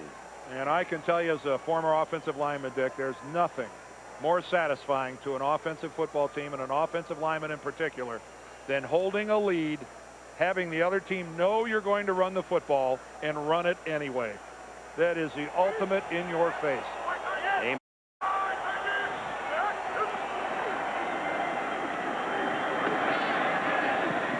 he gets into Tampa Bay territory, tackled at the 48-yard line by John Lynch. Bonnie Bernstein, what do you have? Well, Dick, for as much success as Jerome Bettis has had this year, he gives a lot of the credit to Amos Zaraway. He said, if you remember back to my rookie year, I had Eric Pegram to spell me, but after that, we were in constant search of that number 2 back, and nothing panned out. Said Amos could have been effective a couple years ago, but he had some attitude issues because he was so used to starting in college. But this year, he's willing to do whatever's asked of him, and now Jerome says, I don't have to worry about looking at the sideline thinking, I don't really have the opportunity to take any time off. Zaraway, as we mentioned, over 200 yards. That's pretty good backup. Gets it again. Great speed, and he has a first down at the Tampa Bay 37. Amos wasn't tackled. He just fell down. He put a move on air and fell down. I think Amos was a little surprised when he broke through as cleanly as he did. Now, this is not a violent collision. Doot doot. I think he's a little upset with himself at that. Has a first down inside the 38-yard line. Only 8 yards rushing total today, as he's been nailed for a couple of losses by the Bucs. Dan Kreider, the blocking back now. Zaraway tries the other side and carries a tackler with him to the 34. Wow. A gain of 4. Well, next week, a doubleheader on CBS. Some delicious games for you. Check them out. We'll be in Baltimore. Ooh, that could be interesting. Jacksonville and Baltimore needing a victory. Jets, Carolina, Cincinnati at Detroit. Oakland, Philadelphia, big late game at 4:15. Miami, Seattle, Pats at Denver. Buffalo will be in San Diego. And Jim Nantz and his fine crew in New York. The NFL today starts at noon Eastern, 9 o'clock in the West. Look at that, 208 yards rushing today for Bill Cowher's Steelers against a defensive team that has been averaging only giving up 100 a game. Dan Kreider, that's a surprise move. He rarely gets the ball. In fact, that's his first carry of the entire season.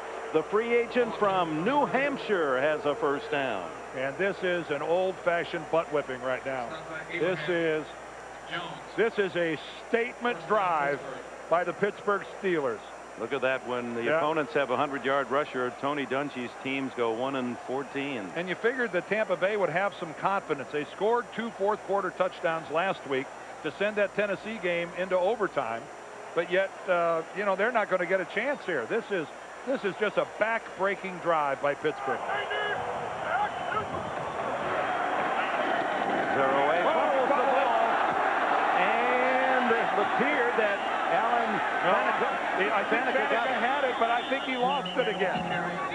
66. Faneca had his hands on it first, but then the pile developed. That was a moving pile. That thing, I thought Faneca had it, but then I think he lost it, Dick. This could be big for the Buccaneers. They say they got it. They do. Oh, there comes the chin. Jamie Duncan was the man who forced the fumble. And Rondé Barber's walking off the field with the ball. Boy, everybody on the defense is going after it. And boy, what a big hit that time by Jamie Duncan. He forces the ball loose from Zaraway. Duncan, number 59, Rondé Barber came in from the side on the hit as well. Warren Sapp trying to he looks like he scraped it in there. Warren Sapp might have gotten the recovery. Took it right away from Faneca. You know what happens at the bottom of those huddles all the time. That was one of the best looks I've ever seen of a guy who had the ball and then just had it taken away. Alan Faneca had it, and Warren Sapp peeled it away. There's time for the Bucs. 4:15 left. Johnson, however, runs out of time as Kimo von Oelhoffen has part of this sack parade. His first of the season, 7 on the day. Well, this job of coverage by the Pittsburgh linebacking and secondary is just sensational. Now, it's also an illustration that Tampa Bay, Dick, has precious little speed at the wide receiver position. They really don't have the ability to stretch the field, and it's really hurting them. Johnson pumps, and now he's sacked for the 8th time, and how frustrating it must be for the Buccaneer fans. Gilden and Van Olhoffen collaborating on that sack. Well, again, just take a look downfield. Let's roll this thing from up top. Another coverage sack. Only rushing 4, dropping 7. You got a dump off guy down here, but it's all you got. Underneath, incomplete, and intended this time for Murphy, Frank Murphy on a slant, but Dwayne Washington, how many times have we called his name today? Washington in his 8th year out of North Carolina State. He has been superb, that ex-Viking. Well, Dwayne Washington and Chad Scott give these Steelers a real luxury at the cornerback position. 2 solid guys. The defensive coordinator, Tim Lewis, knows he can count on. And there is Tim right there.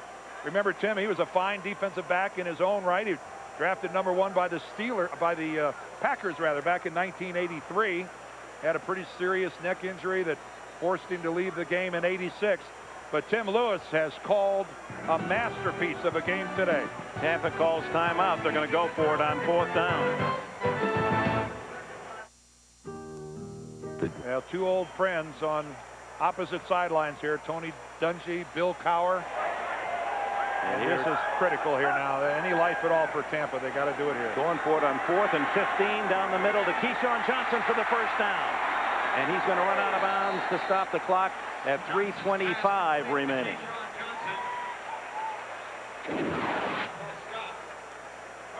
Well, from all the way across the field, a crossing pattern here by Keyshawn. Well, you see how he made the move there to get behind Earl Holmes. He wanted to run that crossing pattern between the linebackers in front of the safeties. And all this is just camouflage. 3 guys clearing the field so that Keyshawn can work underneath. A good look at the way that was set up. That was intended for Keyshawn Johnson all the way. Those 3 were nothing more than clearing patterns. Johnson again searches the field. Johnson with his 10th catch of the game. Keyshawn has 10 and 41 on the young season, and a first down at the 45 of Pittsburgh under a loose zone. And now Keyshawn is limping a little bit as he gets up. Maybe he's trying to set somebody up. Only 1 timeout left for Tampa Bay. We're 3-minute mark of this 4th quarter. Keyshawn right there in the slot. Johnson goes the other way to Riddell Anthony, and Jason Simmons with the immediate tackle after short yardage. And Simmons, I think, Dick, is hurt. He's got to go off the field. So Keyshawn is limping, and Jason Simmons of the Steelers, who just made that tackle, he got up hurt. Brent Alexander, injured earlier, returns for the Steelers. This is Keyshawn right here. You see him catch the ball. Boy, hard to see how he hurt himself there, but he certainly did. It forced him to the sideline. He forced him to the ground. He's one under his career high of 11 catches with his 10 today. Johnson blitz, and down he goes. Joey Porter has another. Porter showing you why he is one of the most feared outside linebackers in the league. Boy, does he shoot there like a halfback. Well, he has 4.64 speed, and you see. You think they just give you a jersey and say you're a linebacker for the Steelers and you just play great? Just plug them in. For how many years has it been? 30 years. Yeah. Joey, who's an outside linebacker at that time, just played down defensive end. Underneath, however, on this one to Carl Williams, and Williams is close to a first down at the Pittsburgh 36 with 2:22 in the clock running. And Tampa only has 1 timeout remaining. And Brad Johnson will sneak it for the first down to get some more. 4 more downs. By the way, 9 sacks today by Pittsburgh. Their all-time record, Steeler record, is 10. They've done it 3 different times. 2-minute timeout. Tampa Bay desperate to get a couple of scores. Your career, college or football? None? No. Never a fumble? No, I tried a couple times. I had one I was going to get. Conrad Dover took it away from me. The long throw by Johnson is incomplete, intended for Frank Murphy, and the fans want a flag. Kind of the way Warren Sapp took that one away from Alan Faneca down there. Dover took your touchdown. My own teammate did it to me. Well, Tampa Bay trying so hard to get back into this football game. Oh, Dwayne Washington is still got the coverage after the double pump. He didn't bite on it. A lot of hand checking. A lot of hand fighting going on down there. And the officials in this game have really let the receivers and the DBs go at it. 2nd down and 10. Buccaneers need a quick score. And there's number 10. That ties the Steeler record. And Porter has his 3rd of the game, plus countless pressures. Yeah, well, the education of Kenyatta Walker, the left tackle, continues there, number 67. Joey Porter gives him the inside fake, comes back upfield, and just freezes his legs. 10 sacks today allowed by Tampa Bay. Not only ties the Pittsburgh all-time record, it ties the Tampa Bay record for most sacks allowed. Johnson underneath, complete to Carl Williams. And Williams is down to the 26-yard line. This will be a long week of practice for the Tampa offensive line, Dick. That's a lot to overcome. Timeout. That's the last timeout for Tampa Bay. Coming up on the Subway postgame show, Jim, Mike, Randy, and Jerry have all the scores of the early games, the top highlights. You'll get all the latest NFL news getting ready for the second games coming up on the Subway postgame show. So no timeouts left for the Bucs. 1:18 remaining. Their only hope is a quick touchdown score and an onside kick. But the Steelers, who have been a very stingy lot today on defense. And on the road, too. That's what has to please Bill Cowher so much. Tony Dungy's team has such a home field advantage here at Raymond James Stadium. Again, they're 20-5 here at home since this stadium opened in '98. And right now, question marks surround this Tampa franchise. They're just not able to put any points on the board. Only last week, and then they lost in overtime at Tennessee. It's a right hip flexor, which has sent Keyshawn Johnson to the Tampa sideline. Brad Johnson underneath to Carl Williams, and he has the 1st down. If they can just get this thing in the end zone, Dick, we're gonna have an interesting onside kick. Here goes their cannon, which they shoot when you get in the red zone. We'll figure that. Brad Johnson underneath again, complete. This time to Frank Murphy, and Murphy with a tough catch at the 11-yard line. Clock running down to 51, 50 seconds left. The Bucs with no timeouts left. Johnson into the flat, complete. Murphy out of bounds to stop the clock with 37 seconds. 1st and goal at the 4. The Subway postgame show is next. All the scores and highlights, latest NFL news. Subway postgame show follows our final gun. Ball at the 5-yard line as Bill Cowher's defense digs in.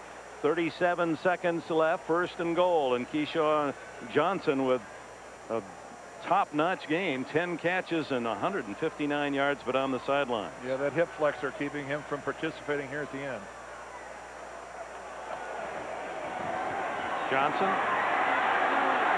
Now the scramble. Someone's got to be open. There it is. Touchdown, Frank Murphy. His 1st NFL touchdown with the Tampa Bay Buccaneers.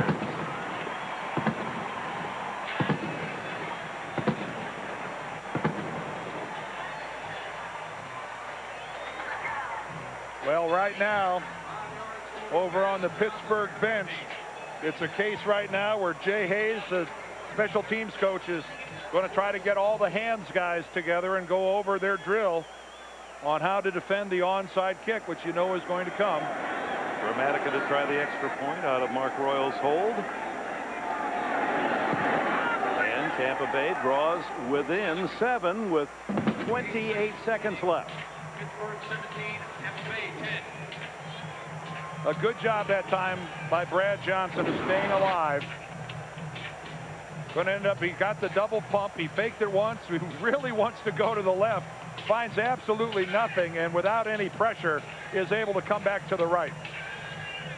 Bill Cowher won't be too happy that there was no upfield pressure from the right side so that Brad Johnson could get out and have a clear look downfield.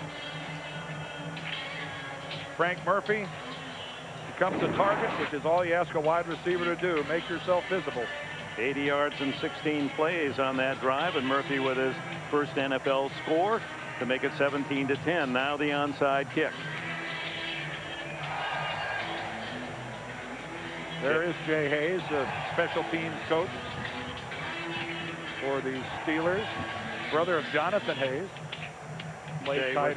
Jay was an assistant at Notre Dame, I think, when Jerome Bettis played there. Well, they line up the strength to the left to the Buccaneers. And Gramatica tees it high and tries to clip the point of the ball. Gramatica is going to try to do something dramatic. They hope so in Tampa Bay. And they got it. It appeared Tampa Bay was able to recover it at the 44. Brian Kelly was the man that had his hands on it. Officials getting a lot of help from the Tampa Bay bench. Well, we saw last time how that ball could change hands. Who knows how many times before they get the bottom of this. It doesn't count who had it first. It's who has it last. Yeah, they're pointing. Whoop. They started to point for Tampa Bay. Now I think they're going to reverse. You're not allowed to scratch your head. That confuses everybody. Pittsburgh. Boy, it sure did look like somebody from Tampa got both hands on the football. Terrific Gramatica effort. Well, look at the ball right here. Is going to go high. There's the hop. There's Kelly, 25. He's got it there, but he doesn't have a strong grip on it coming down. Bruner was the man ripping it away for Pittsburgh. And it's a free-for-all after that. Who knows how many guys had a hold of it. When you're out of sight, who knows? Kelly had it. In traffic, just gets it knocked loose. So with 27 seconds left, all the Steelers need to do is execute the center quarterback exchange. No timeouts for the Buccaneers, and this game will be over.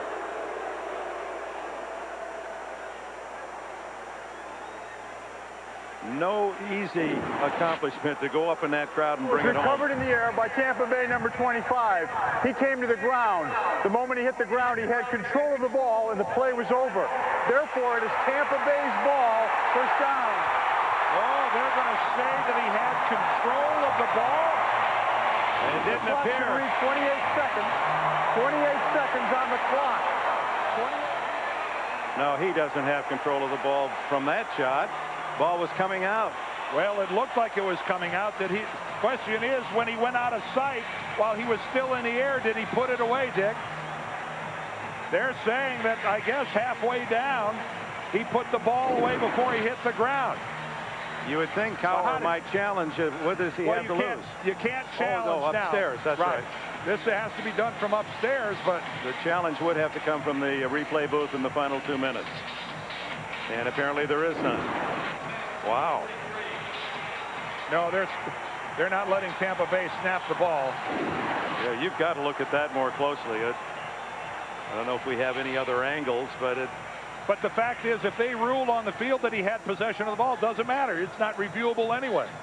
We're back to that means the whistle had to have blown.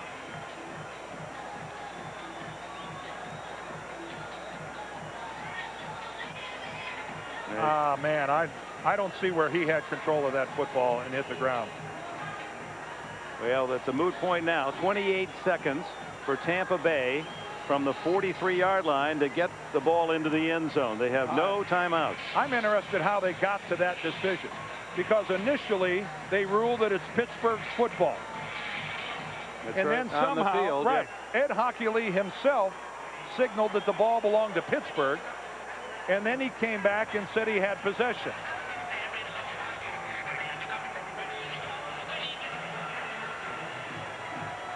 You know, we got two different rulings on the field.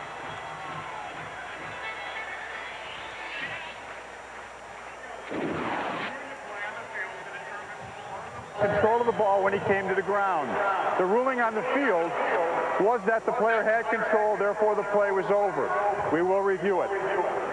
So yeah, here again I'm lost. I don't understand what they're going to review.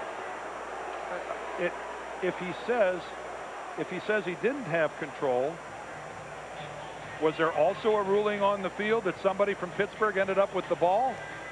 Yes, that was the signal given.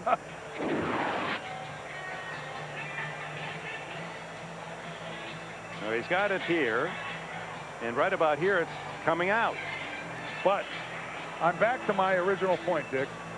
If the ruling on the field was that he had possession of the ball and recovered it, that means the whistle had to have blown there. Is not the play over? Isn't it over?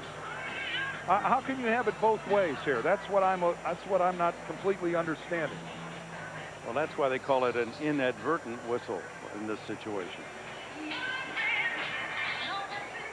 Bruner appeared to be pulling it away, and then it's a matter of who recovers the ball, and then that ruling was that the Steelers recovered it. But do we know that Bruner was the guy who recovered the ball for Pittsburgh? Well, that was the signal given. This is just very confusing. At first, it's Pittsburgh's ball. Secondly, they say it's Tampa's ball.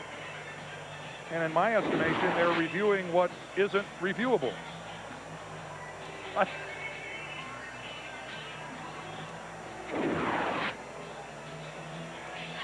There's no question that Mark Bruner right there is out of bounds, but we don't know that he was the guy for Pittsburgh who recovered the ball. Ultimately ended up with the ball.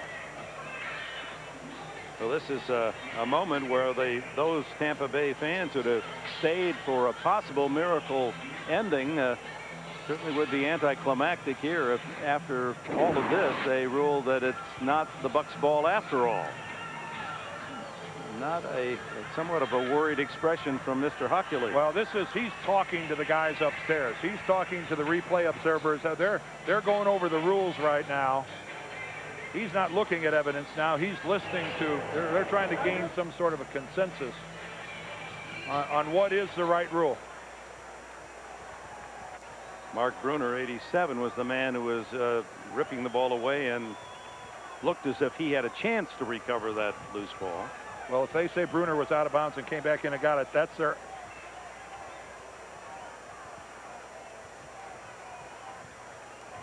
I just think they're reviewing the unreviewable. It sounds like something out of Man of La Mancha. Well, it was one heck of an onside kick by Martin Gramatica. And he did come up with something Gramatica. Oh, weren't you hoping? Well, yeah, Now, this is painfully long, the decision-making process. After reviewing the play, the Tampa Bay player never had possession of the ball. Therefore, the ball was recovered by Pittsburgh. It is Pittsburgh's ball, first down. So the Steelers now will exercise something that hasn't been all that easy for them. The quarterback's center exchange, and this game will be over. But for a moment, the Buccaneers had hopes of a couple of desperation passes. And credit Bruner with a big play. Here's a tight end down there digging away, denying the recovery. I still don't understand how they reviewed that. When he said on the field that he had the ball. If he had the ball and the ruling on the field was he was down by contact, is that not the end of the play? It always has been. This will be talked about for a while. And now Stewart with a kneel down, and the clock will run out. So the Pittsburgh Steelers continue to surprise in the AFC Central. They go home. Bill Cowher's team 4-1 on the season, and close friends Dungy and Cowher with final word. And Tony Dungy's work will be a interesting demand this next week, because the media and the fans of this town felt this was an outstanding team, Tampa Bay, and they're not going to be all that pleased about a 2-3 start. It's a long season, and Dungy's crew with some work to be done, especially on offense and protecting the quarterback, as we saw today. With 10 sacks, was that the official total? 10 sacks. Bonnie? Well, a tale of two different games for Cordell Stewart. Cordell, the last time you were in Tampa in '98, 3 interceptions, you got benched. How much more rewarding was this experience for you today? It was one less interception, so with a W2 on top of it. So I'll take it. And, you know, thanks to the defense and my offensive line and Jerome and the guys, man, they really carried everything. And, you know, we made plays when we needed to, and that's what teamwork is all about. Speaking of Jerome, the bus clicking on all cylinders today. Your 4th straight 100-yard rushing game. But the touchdown pass, now you get a chance to defend yourself. Coach Coward told me you practiced that on Friday, and it was the worst throw he'd ever seen. It was horrible, and you know, Coach Malarkey, the offensive coordinator, told me, hey, I don't care. We're gonna run it. You got to make that pass because it's gonna be a touchdown. But it was, you know, it worked to perfection. Well, it worked today, and as a result, the Steelers are 4-1 now. That's Dick? right, baby. All right, Bonnie, thank you. It's a young team, the Steelers, and Cordell Stewart seems to have found his confidence. And when you've got the bus to ride on, how great is that? A 46-yard touchdown run to go with that touchdown pass to Jeremy Tooman of 32 yards that gave the Steelers their first score in a 7-3 lead. The Pittsburgh Steelers 17-10. An impressive performance by the Steelers on the road. And again, I'm one of the people, Dick, that to start this season, I didn't see the Steelers as being that big a factor in this league. They are. Defense wins big games on the road, and the Steelers brought the #1 defense in the game to Tampa and produced another win. For Dan Dierdorf and Bonnie Bernstein, Dick Enberg, so long from Tampa.